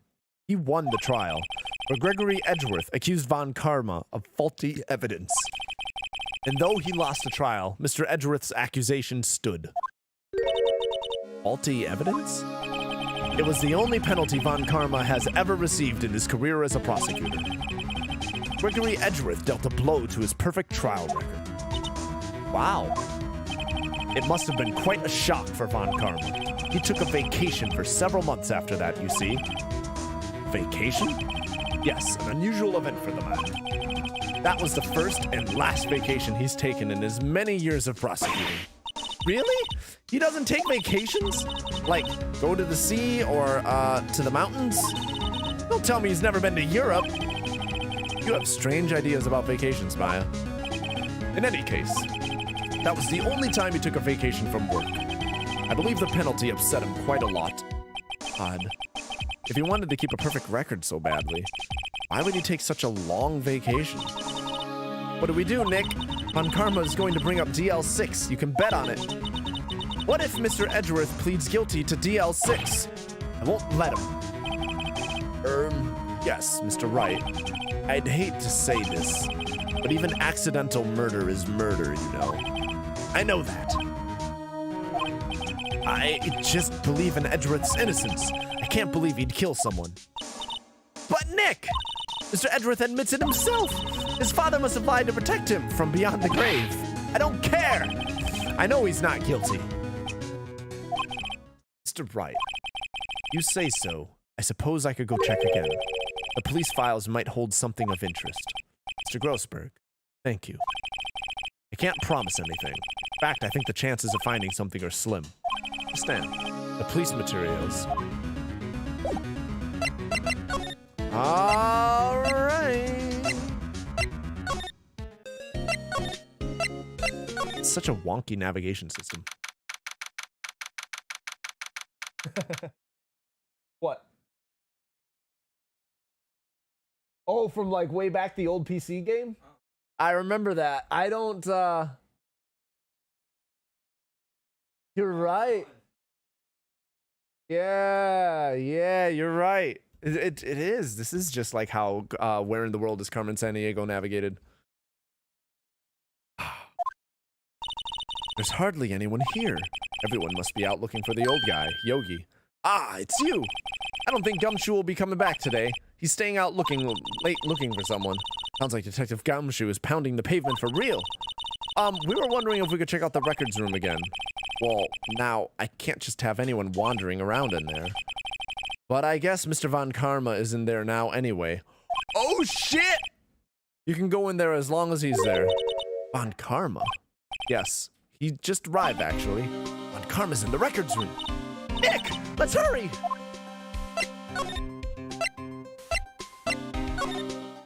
Oh.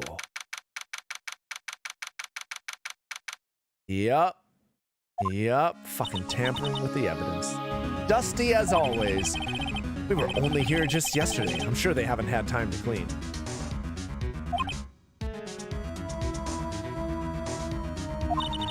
What's wrong, Nick? Nothing. I was just noticing that he isn't here. Von Karma. This is open. Huh? One of the drawers here is open. Someone must have been looking in it recently. Label says, unsolved cases, evidence. Unsolved cases? Nick! The file for DL6, it's completely empty. What? What are you doing in here? Von Karma! You! How do you know my name? Huh? Have we met? What are you saying? We see each other every day, don't we? We're Miles Edgeworth's defense team. Don't tell him that. Defense team. I beg your pardon. You see, I rarely remember defense attorneys. They are like bugs to me, needless things to be crushed. What the fuck is this? I can see how this guy was Edgeworth's mentor.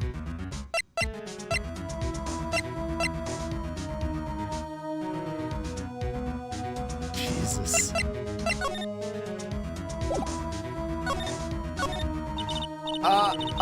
Mr. Edgeworth is your student, right? A romanticist who still can't shed that veneer of amateurism. Just like his father, always second rate.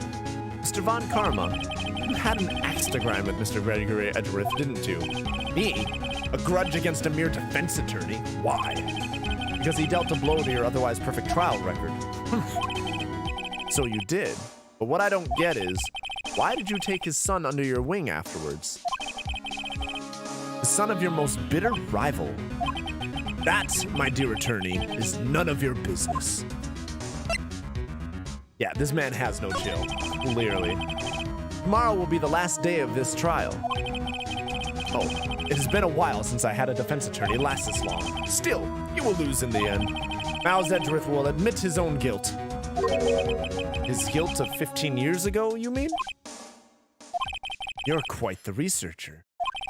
If you've done your homework so well, then certainly you must understand.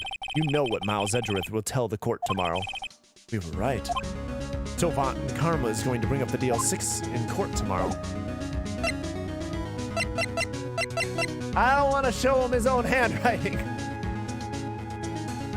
I don't want to do it, and I feel like I have to. This is so dumb. Like, he didn't fucking learn his lesson after the producer incident.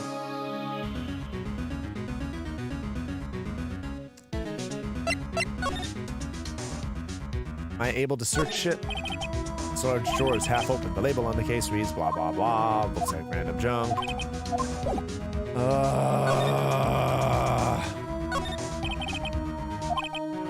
And I'm guessing... Nick, what do you think clothespin is for? Don't touch that. It's evidence. I'm gonna guess there's nothing going on. Yeah.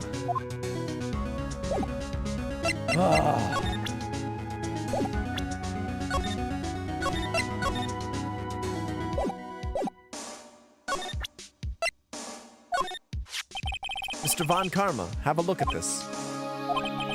This was you, wasn't it? You instructed Yanni Yogi to commit murder.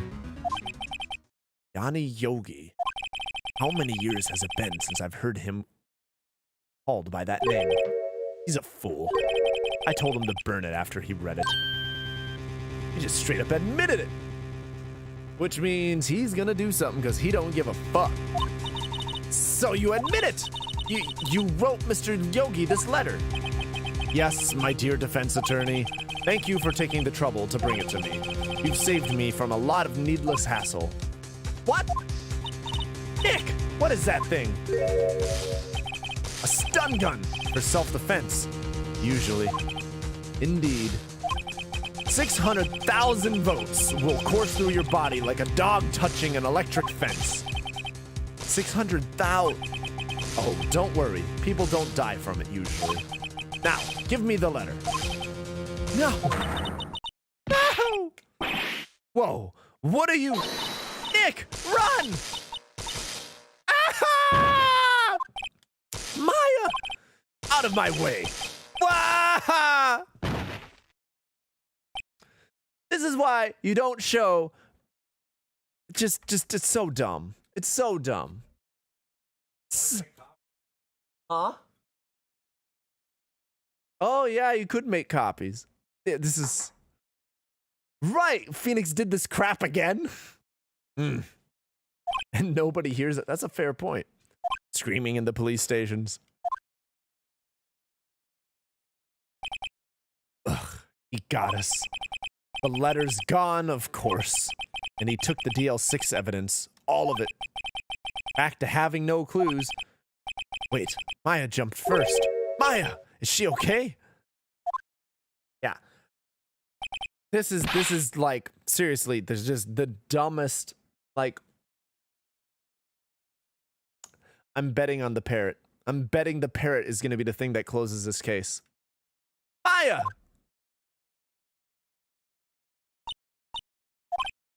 Maya, open your eyes. Maya. The letter. Did he take it? Huh? Oh, yeah. Are you okay? I couldn't stop him. I jumped as fast as I could, but one shot from that thing knocked me out cold. I'm useless. I'm no good as a lawyer or a medium. I can't even call my sister. Not even now when we need her the most. Wish I hadn't woken up at all. Maya! There has to be some way I can help her. I better do something about her self-confidence first. Maya, she's holding something. What is that? A bullet? DL6 incident, evidence number 7, taken from the heart of Gregory Edgeworth. I remember. Von Karma was holding this when Maya jumped him.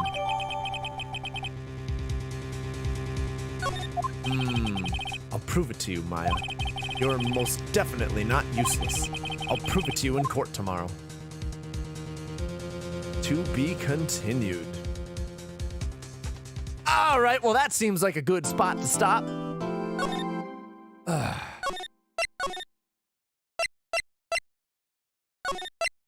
You know, now that we've lost the literal most important piece of evidence we could possibly have because we were dumb enough to fucking show the man.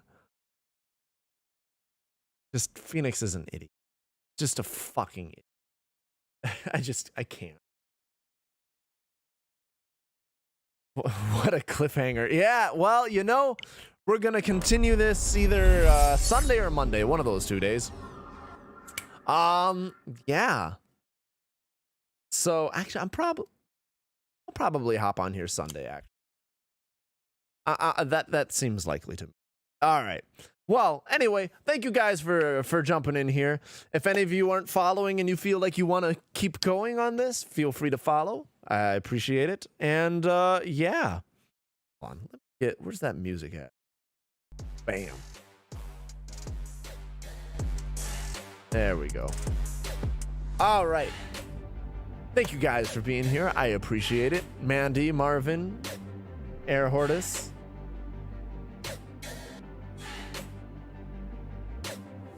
And I'm going to keep an eye.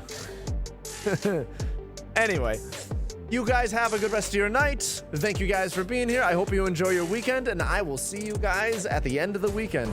Adios!